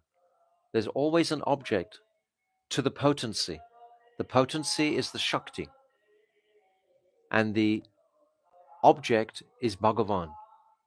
And this is what he's missed out, this whole ingredient all the way through. Because he ultimately, let me tell you, he's envious of that object of Krishna. This is the heart of it. He's ultimately envious of that power. And he is the one supreme. Where is it? Is it a slight to speak of Vishnu Maya? Bhagavan Vishnu is the embodiment of supreme consciousness, and he is the one supreme control of all. Everything that exists is his potency. Potency is not an independent object, vastu, but rather the functional power inherent within an object. It's like the sun is the object and the power within it is the light, right? The light is shining. But rather the functional power inherent within an object, vastu dharma. To say that Shakti potency is the root of everything is thoroughly opposed to tattva, metaphysical truth. Shakti cannot exist independent of the object from which it originates. That's what we're saying. Shakti can't exist separately. There has to be Shaktiman. There has to be the possessor of that potency. We must first accept the existence of an object that possesses full spiritual consciousness. Otherwise, accepting Shakti by itself is like dreaming of a flower in the sky, because he's saying his Nistarini is that Shakti and the Shaktiman. That's what he's proposing, that his Shakti is the beginning and the end of everything. There's nothing else beyond Shakti. This is their limitation. Do you understand this point? Yeah. It's so simple, really, but it seems difficult to sort of like appreciate sometimes. But really and truly, it's really simple. When the energy and the energetic, Krishna is the energetic, the Shaktiman, and everything is coming from him. You can't say that Shakti herself is producing anything. I mean, the simple example is just the sun and the light, the energy from the sun. It's coming from the sun. The sun is Krishna, and it's the energy. And Swarup Shakti, as I said before, creates everything in existence. It's all coming from Krishna. Doesn't do anything. My Gurudev used to say many times, Krishna is like Nirvishesh Brahm. He just like performs pastimes in Vrindavan. And it's his Shakti who has so much affection for him that performs all of this service of the entire creation, creating the spiritual worlds, coming through Baladev, Sankarshan, the Chatu Vyuha, and then Lord Narayan, and then the three Purusha avatars, Karanadakshay Vishnu, Gauravadakshay Vishnu, Shira. All this ultimately is manifesting from Swarup Shakti. But the origin of this is Krishna. And Radharani has her feet, her head sold, her heart sold to his desires. And what is remarkable, just to spin it all around again, is that in the beginning today, we were saying how it's Krishna who's putting his head, at Radhika's feet. You see, Jaidev Goswami understood what is the nature of Shakti and Shaktiman, and how can Shaktiman put his head at the lotus feet of Shakti? That's what's inconceivable.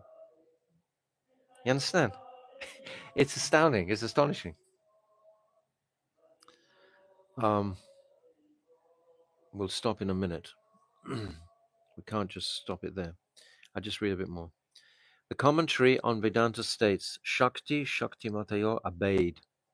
There is no difference between the potency and the possessor of potency, yet there's no difference ultimately. This means that Shakti is not a separate object. The Supreme Person, who is the master of all potencies, is the one truly abiding substance. That's Krishna. Shakti is the quality or inherent function that is subordinate to his will, like the sun and the sunlight. The sunlight is subordinate ultimately. It's like when you have a flame, the flame is completely independent, right? But the heat coming from the flame is totally dependent on the flame, right? If in some case, of course, you can't separate the two. When you have a flame, you have to have heat. Nevertheless, analyze it. The heat is dependent on the flame, but the flame is not dependent on the heat, is it? The flame will have its light whether the heat's there or not, but the heat cannot be there without the candlelight. So it's not independent. It's not an independent substance, the Shakti. Shakti is the quality or inherent function that is subordinate to his will. You have said that Shakti is the embodiment of consciousness, that it possesses will, and that it is beyond the influence of the three qualities of material nature. This is correct, but only in as far as Shakti operates fully under the support of a pure conscious entity. Yes, what he's saying is correct. This is what I said before. In the Shakti Tattva that Digambar is describing, there are threads of truth. But because they're not connecting with the ultimate truth, it's all become out of sync. And why isn't it connecting with the ultimate truth? Because ultimately, the proponent of that doesn't want to accept it.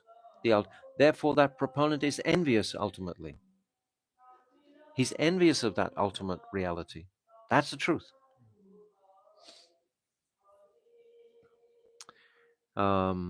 This is correct, but only in as far as Shakti operates fully under the support of a pure conscious entity and is thus considered identical with that powerful entity. Yes, identical. The heat and the flame are identical. I mean, they're not identical, but at the same time, you can't have one without the other, right? Desire and consciousness depend on the Supreme Being.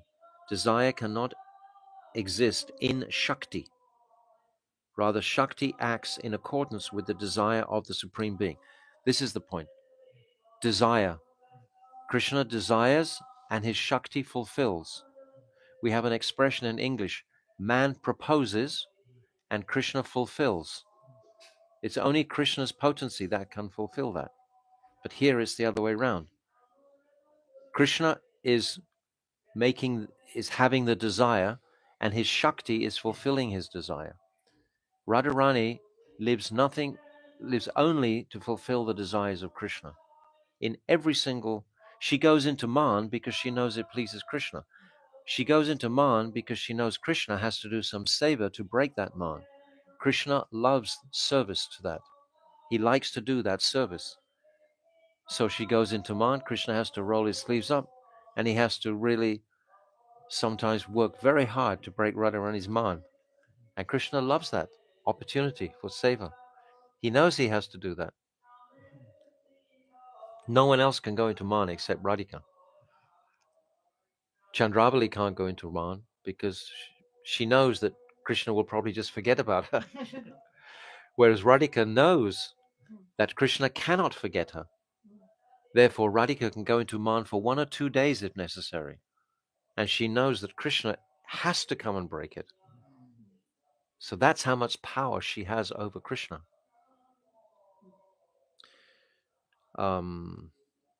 Desire cannot exist in Shakti. Rather, Shakti acts in accordance with the desire of the Supreme Being. You have the power to move, and when you desire to move, that power will act.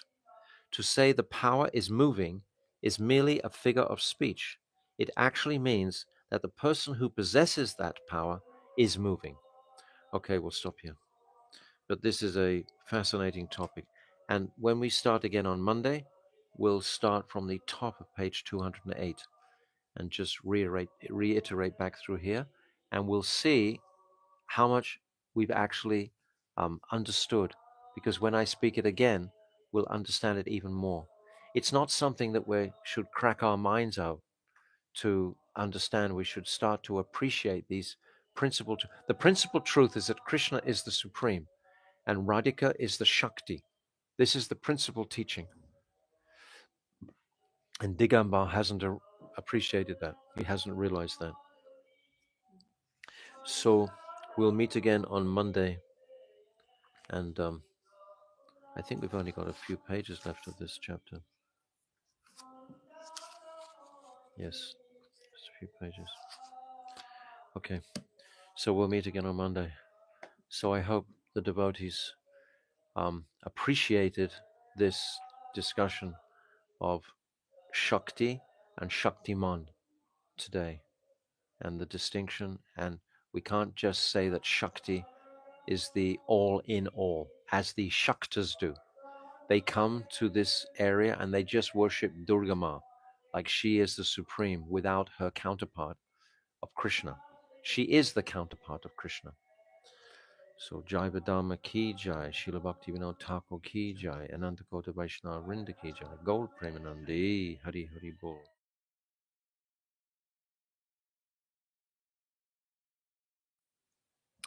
I'm going to repeat this paragraph which we read last time. It's very dense. We could repeat it 100 times just to go deeper on it. The commentary of Vedanta states, Shakti, Shakti Matayor Abed. There is no difference between the potency and the possessor of the potency. Just like the heat and the sun. There's really no difference. The light and the candle. When we say, oh, the candle's over there, we're talking about the flame of the candle, the heat of the candle, and the light of the candle. We're talking about all three, except we can separate them to appreciate them more closely.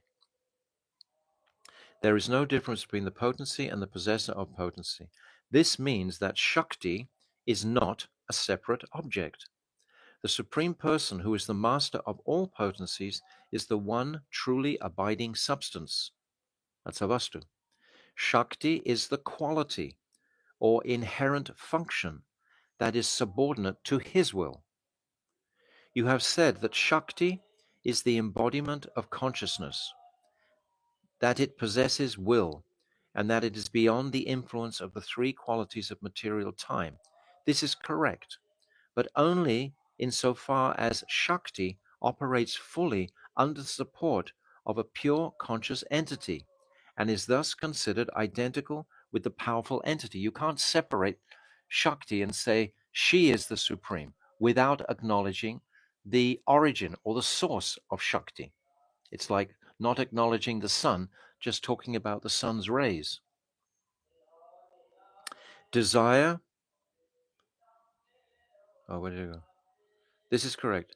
Only is thus considered identical with that powerful entity.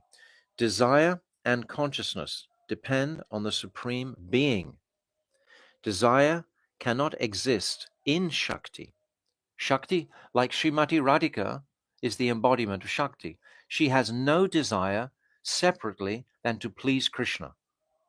That's the end of her desire. Everything is to please Krishna that she does. Krishna is the origin of her activity, is just to please Krishna. What is his pleasure? Desire cannot exist in Shakti. Rather, Shakti acts in accordance with the desire of the Supreme Being. You have the power to move, and when you desire to move, that power will act. Yes, you understand that example. It's beautiful. We have the power to move, but until the desire comes to move, the desire is coming from Krishna. That desire is coming from the Shaktiman. So we have the ability to move. We have that Shakti, but we can't move until we have the desire to do it. You understand? Because we are like the jiva is like its own universe in a sense, the microcosm of everything in the macrocosm. The macrocosm is the great and the microcosm is the tiny. You have the power to move, and when you desire to move, that power will act. You say the power is moving. No, the power can't move. It's merely a figure of speech. It actually means that the person who possesses that power is moving. Beautiful. Bhagavan, actually, it's not very often that we would be speaking these things publicly in a class or something like that. It's only when we read them now in a study mood that we can appreciate the depths of this Siddhanta. Like normally, we would just be speaking about different various topics. We wouldn't be analyzing in such a scholarly way. But because we have this opportunity to study this Jaiva Dharma, then it's bringing out all its very, these Siddhantic points are clearly being presented for us. Bhagavan has only one Shakti, which is manifest in different forms. When it functions in a spiritual capacity, it is known as Chit Shakti. And when it operates in a material capacity, it is known as Maya or Jad Shakti, dull energy. It is stated in the Shvetashvarta Upanishad 6.8, Parasya Shakti Vividaiva Suryate. The Vedas say that Bhagavan's divine Shakti is full of variety.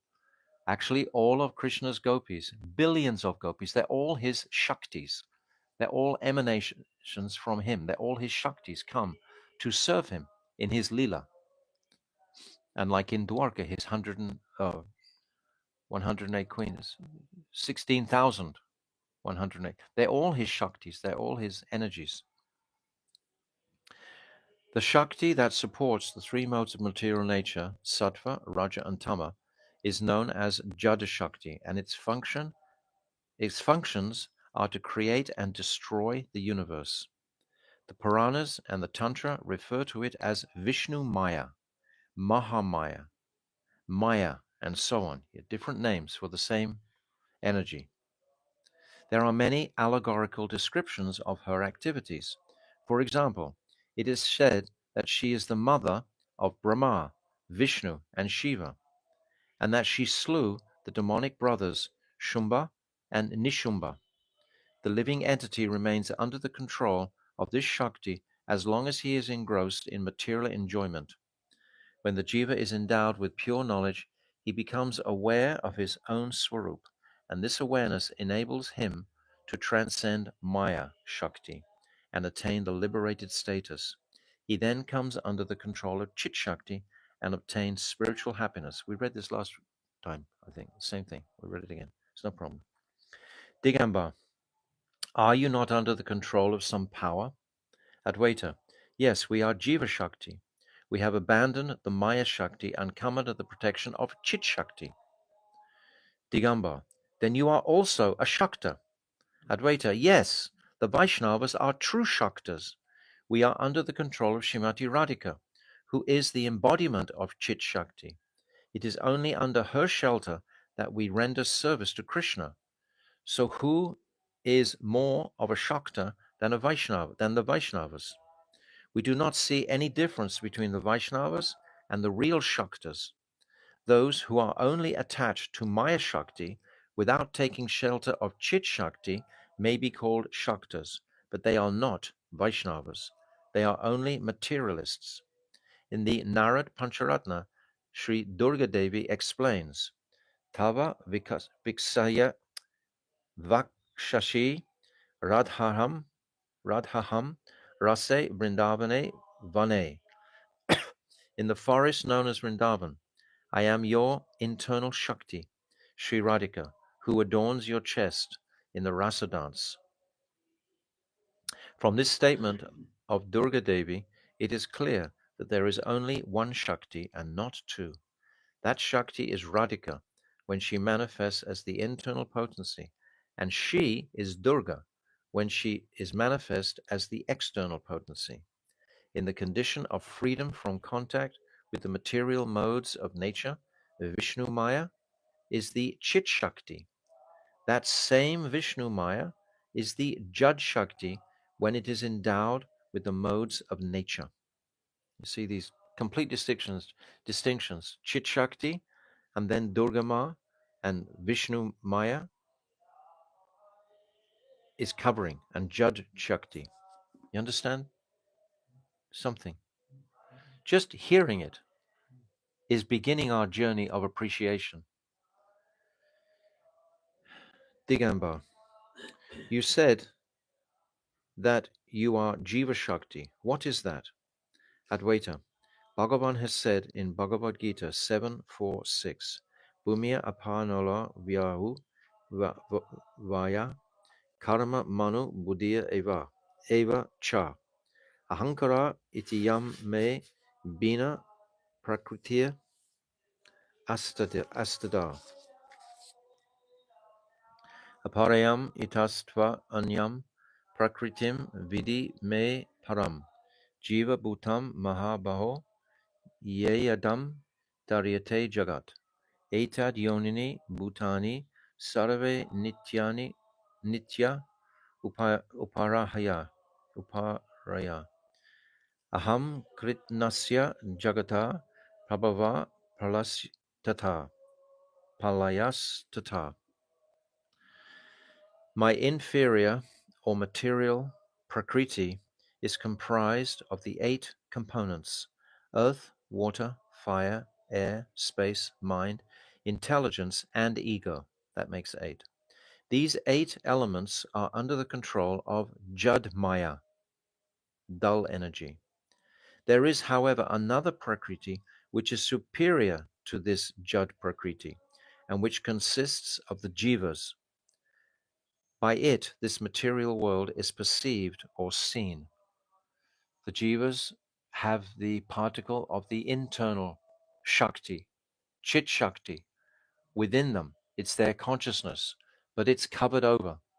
When we access that higher realm of consciousness through our practices, through our careful listening, through our careful chanting, etc., then we can clear the fog of illusion and come back to our real, this Antaranga Shakti. This Antaranga Shakti is actually our nature, but we are acting as if we were Bahiranga Shakti, that's lower, because we're marginal, we're Tatashta, we oscillate between the two.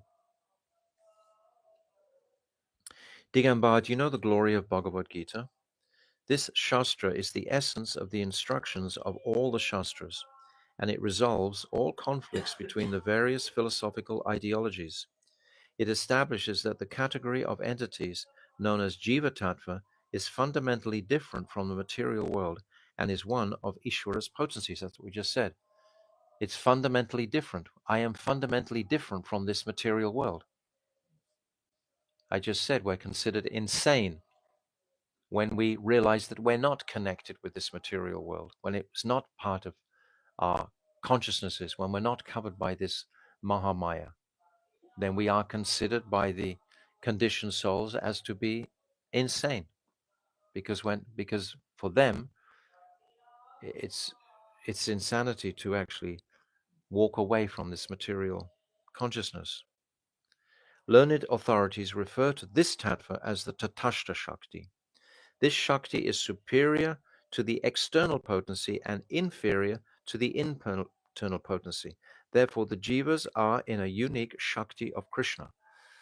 We are very unique. This Tatashta Shakti is like in the spiritual world, there are two types of spiritual beings: those who serve in Goloka Vrindavan, in that spiritual lila Madhurya pastimes, and those who serve in Vaikunthas, two different jivas altogether. And this is the third type of jiva that is manifesting from this Tatashta Shakti. But our essential nature is Sat Chit Ananda. Digambar, Kalidas, have you read the Bhagavad Gita? Advaita, yes, I read it quite some time ago. Digambar, what is the nature of its philosophical teachings? Advaita, my brother Digambar, people praise molasses only as long as they have not tasted sugar candy. In other words, the teachings are so beautiful. Digambar, my brother, this is simply blind faith on your part. Everyone has tremendous regard for the Devi Bhagavat and the Devi Gita. You Vaishnavas are the only people who cannot even bear to hear the names of these two books. Advaita, have you read the Devi Gita? Digambar, no. Why should I lie? I was going to copy these two books, but still I have not been able to do so. Advaita, how can you say whether a book is good or bad when you have not even read it? Is it my faith or yours that is blind? Very good. Digambar, brother, I've been somewhat afraid of you ever since childhood. You were always very talkative. You see, he's been defeated here, so he's squirming. But now that you have become a Vaishnava, you are even more assertive in expressing your views. Whatever I say, you cut to pieces. Advaita, I am certainly a worthless fool, but I can see that there is no Shuddha Dharma apart from Vaishnava Dharma. You are always inimical to the Vaishnavas, and that is why you could not even recognize the path to your own auspiciousness. Digambar, a little angry. Do you claim that I cannot see the path of my own auspiciousness when I have performed so much sadhan and bhajan? Have I been cutting grass all this time to feed my horse? Just look at this Tantra Sangraha that I have written. Do you think it was a joke to produce a book like this? You arrogantly flaunt your Vaishnavism and ridicule modern science and civilization. What am I to do about this? Come, let us go to a civilized assembly and see who will be judged right, you or me. Advaitadas wanted to be free from Digambar's undesirable association as soon as possible, for he felt that this meeting was completely non-productive. Sometimes when you're speaking with someone, you just know. It's like if you're speaking to a fanatical Christian, you don't even begin to try to convince them of something beyond there because they just class you as demon. Any fanatic, someone is worth speaking to if they're a little flexible, if they're open, if they're not devotees, if you're trying to. Once I heard that if somebody is sentimental, you cannot convince them. Generally not. Generally not. But even if they're sentimental, you can appeal to their sentimental values, but not if they're religiously, you know. Yeah, well, you can't even go there. Not even worth the while, the trouble. Just break your head. Well, brother, he said, what use will your material science and civilization be at the time of death?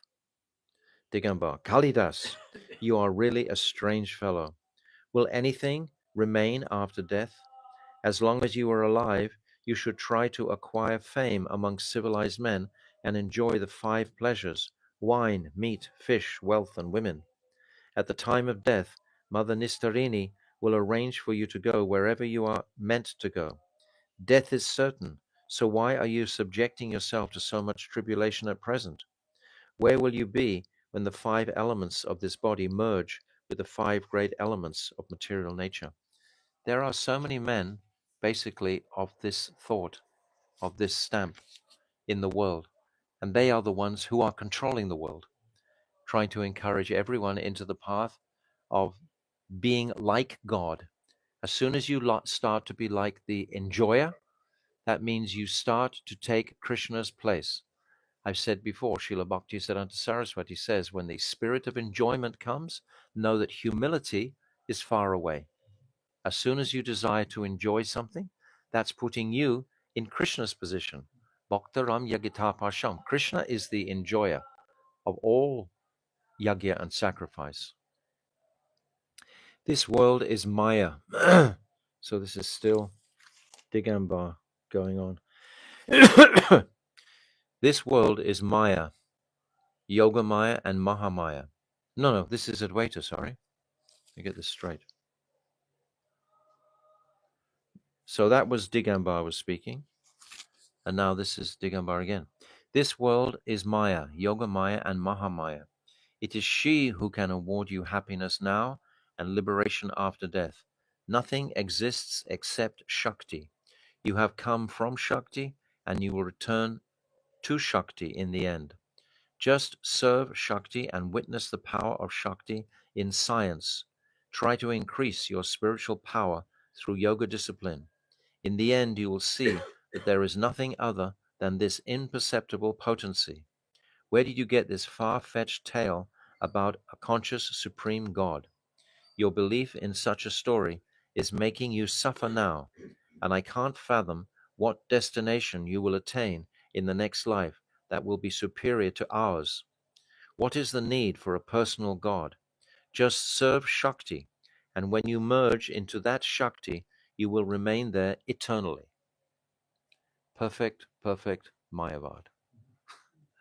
Perfect. Advaita, my brother, you have become infatuated with this material Shakti. If there is an all-knowing Bhagavan, then what will happen to you after death? What is happiness? Happiness is peace of mind. I have given up all material pleasure, and found happiness in inner peace. If there is anything more to be achieved after death, I will attain that as well. You are not satisfied. The more you try to enjoy, the more your thirst for material pleasure expands. You do not even know what happiness is. You are simply drifting in the current of sensuality and calling out pleasure, pleasure. But one day you will fall into an ocean of sorrow. Amazing. Bhaktivinoda Thakur describes these states of consciousness. I mean, they're just going on and on shouting pleasure, pleasure, pleasure. You look at any news channel, you look at any word from the material world, and all they're pumping is pleasure, pleasure, pleasure. Where can you have pleasure? And what is the opposite of the pleasure? Distress, distress, war, famine, hate, fight, fight, fight. These two sides. This is the material world. No sanity there. Digambar, whatever will be my fate will be.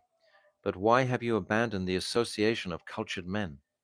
Advaita, I have not renounced the association of cultured men. Rather, that is precisely what I have obtained. I am trying to give up the association of degenerate men. Digambar, how do you define degenerate association? Advaita, please hear without becoming angry. I will tell you Srimad Bhagavatam says 4:30-33. Yadvat te maya sprishta brahma brahmama iha karmabi tavat bhavat prasanganam sanga syan no bhave bhave. Hari Bhakti Vilas 10:12. 292. O Bhagavan, we pray that as long as we are bewildered by your illusory potency and are wandering in material existence under the influence of our karmic activities, we may have the association of your premi bhaktas birth after birth. Only association with premi bhaktas is auspicious for us. It is said in the Hari Bhakti Vilas 10:294, Asada bi saha sangas tu na kartavya kadachane yasmat sarvata hani syad ada patash jayate. One should never associate with people who are immersed in non-reality, for by such association one is deprived of all worthwhile objects of attainment and falls down to a degraded position.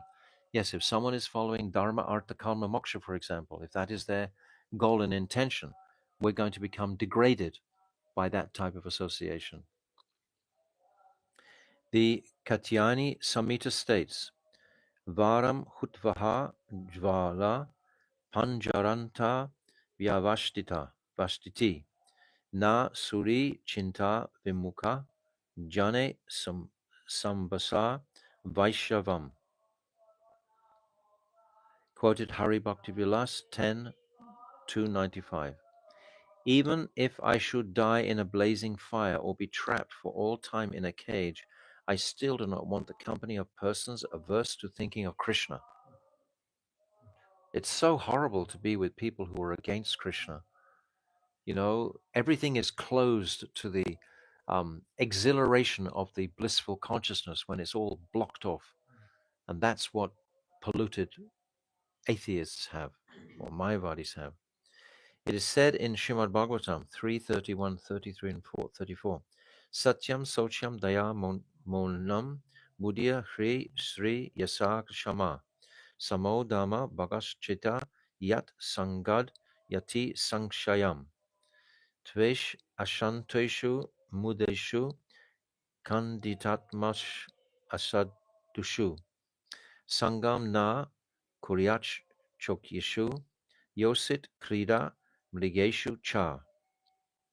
Quoted from Hari Bhakti Vilas 10:297 to 298.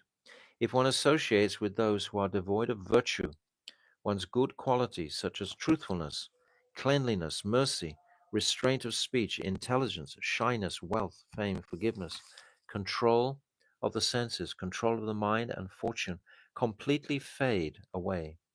Therefore, one should never associate with disgraceful people who are agitated by desires for sense enjoyment, who are foolish, who are engrossed in the bodily conception of life, and who are playthings in the hands of women. It is said in the Garuda Purana 231 to 17, Antargato pi Vedanam sarva shastrata vedyapi yana sarveshvare bhaktas tam vidyat puru saramam. Quoted from Bhakti Hari Vilas again, 10:303. One may have studied all the Vedas and be acquainted with the meaning of all the Shastras, but if he is not a devotee of Sri Hari, he should be understood as the lowest of men. Srimad Bhagavatam 6:118 states, Prayaschitani Krinani Narayana Paranmukham Na Nispuranti Rajendra Surya Kumbham Ivapaga. Quoted in Hari Bhakti Vilas 10:305. O king, just as the water of many rivers cannot purify a wine pot, similarly a person who is averse to Sri Narayan cannot become purified by all the different types of atonement, even if they are executed perfectly again and again. So this is from the beginning of the Ajamil Charita, beginning of the 6th canto, because Parikshit Maharaj has been inquiring how he's just heard the pastimes of the hellish planets described in the 5th canto. So now this is the beginning of the 6th canto. And he's asking, what is that process where one can be purified completely? And first of all, Shukadev is talking about this prayaschita, these atonement rituals that he should go through, but they don't purify completely. So then Shukadev realizes the sincerity of Parikshit Maharaj, and then he explains about the glories of the holy name and gives the beautiful pastime of Ajamil, how at the time of death he's just calling out of his son, and by that Narayana, those 4 syllables, then 4 Vishnudutas immediately appear and chase away the 3 Yamadutas and have a wonderful conversation. And Ajamil is hearing this conversation. And this is by the power of Nam Abbas. So the power of Nam is unlimited. And even Yamaraj, because the Yamadutas, they go to complain to Yamaraj after they've been thwarted in trying to capture Ajamil's soul.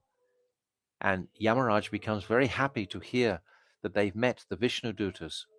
And he says this beautiful verse, Etavan eva lokeshmin pumsam dharma paroshmita bhakti yoge bhagavati tannama granadi bi. He says this verse at the very end of the 3rd chapter of the Ajamil Charit, that just by chanting this holy name is enough to purify all of humanity. It's just so powerful. We just simply initially have to have faith in these words. And then by our actualizing them, our actually practicing that, then we will come to realize the potency and the efficacy of the chanting. It's by the practice. Don't be satisfied with just hearing the words. Taste it. It's like trying to describe to somebody a bottle of honey, but not actually opening the lid and tasting it. We have to taste this Harinam. And there's a verse I'll read to you from the Chaitanya Bhagavat in regards to this,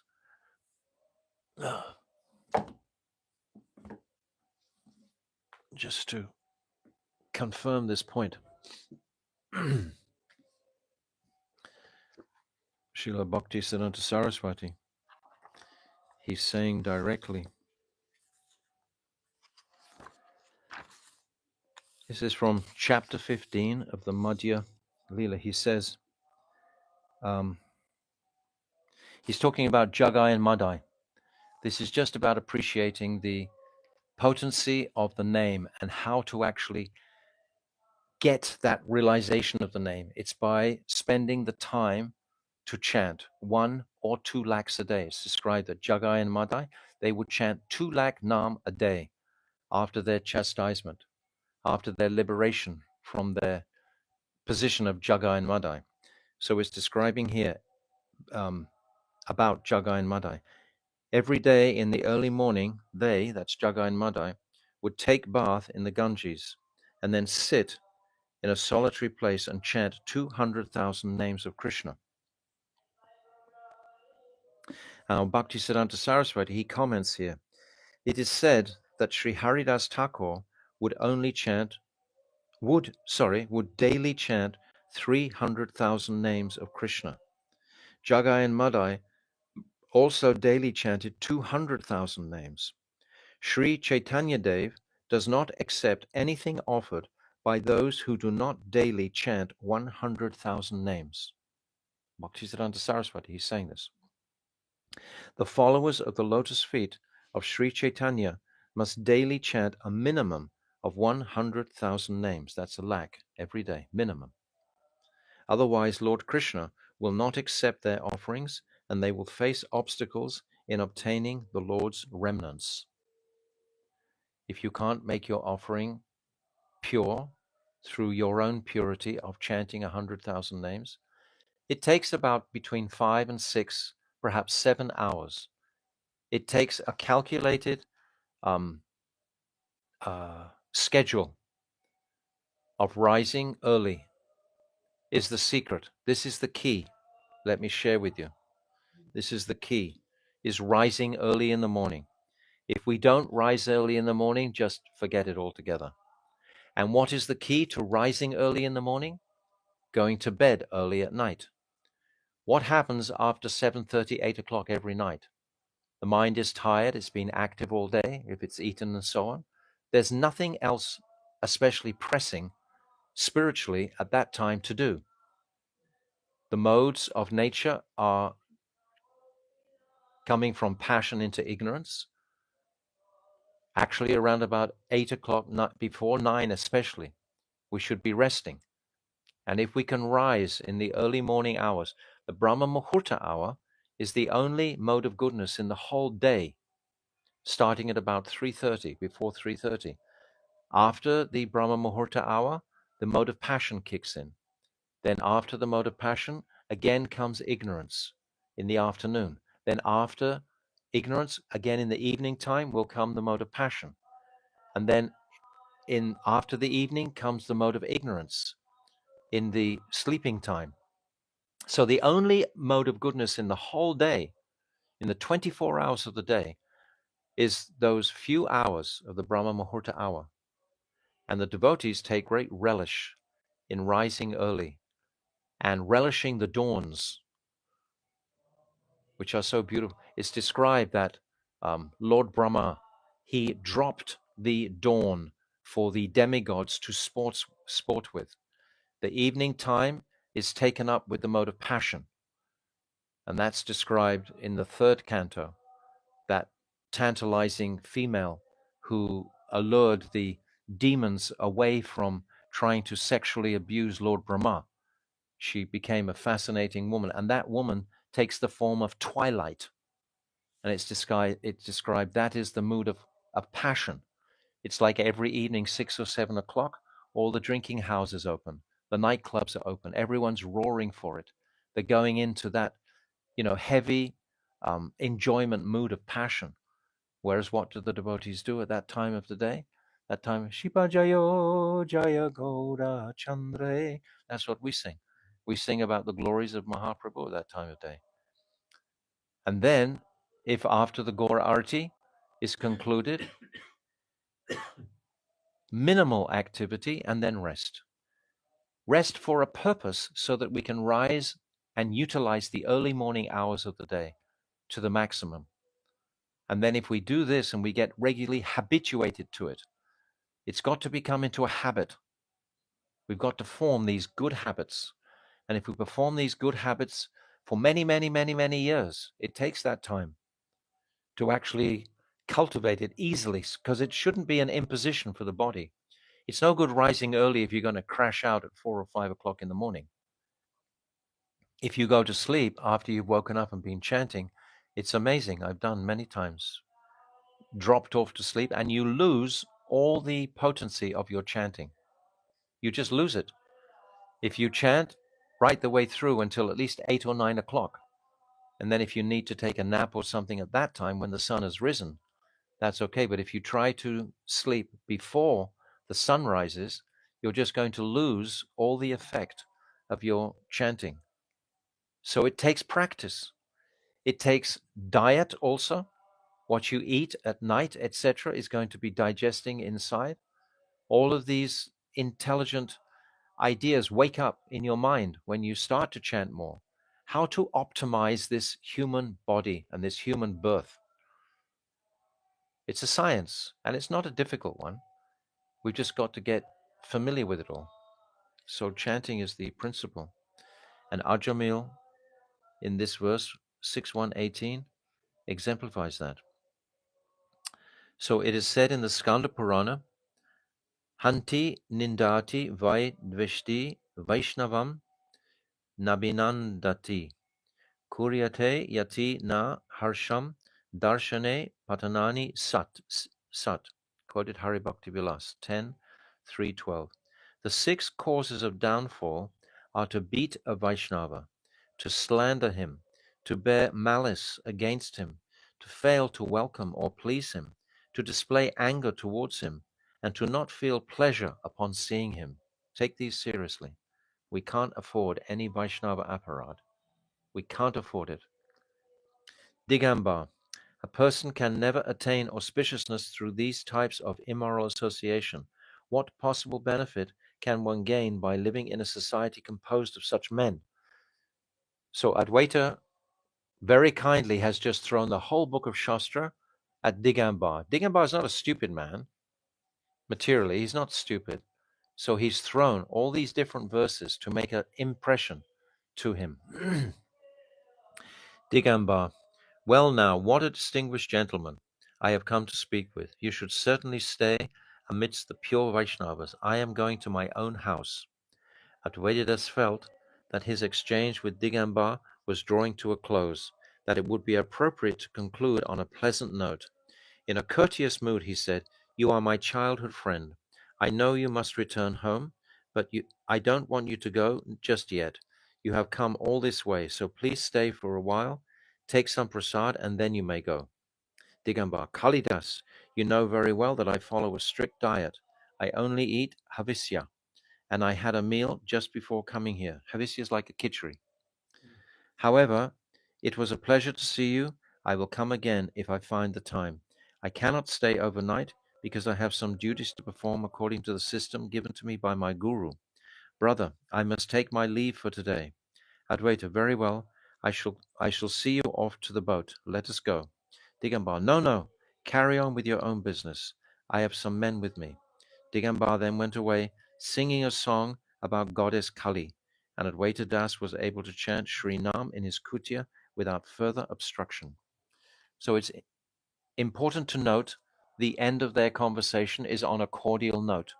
Bhaktivinoda Thakur, we've described, gives so many teachings within the philosophy presentations that he's making. So this exchange, which could have got out of hand if the individuals had been too passionate. We see that Digambar was quite passionate, began actually insulting Advaita Babaji. But Advaita was very composed the whole time, you know, and this is a lesson for us in Kali Yuga to maintain our equilibrium, even in the unfortunate circumstances of having to meet someone like this, someone from our past, someone who materially has been our friend or our brother or our relative, etc., in the past, how to deal with them. So Bhaktivinoda Thakur gives us many layers of divine instructions. These are all helpful building blocks in our progress of pure bhakti, Shuddha bhakti. Just like he said in this first verse of the Falshruti, Dharma projita kaitavatra parama nirmat sharana. There's no envy in this presentation. It's only pure transcendental, blissful instructions, divine instructions. So we should take them to heart. So we've gone through it quite quickly, but at least we've all gone through it. And in the future, I'm sure all of us will read it again and again.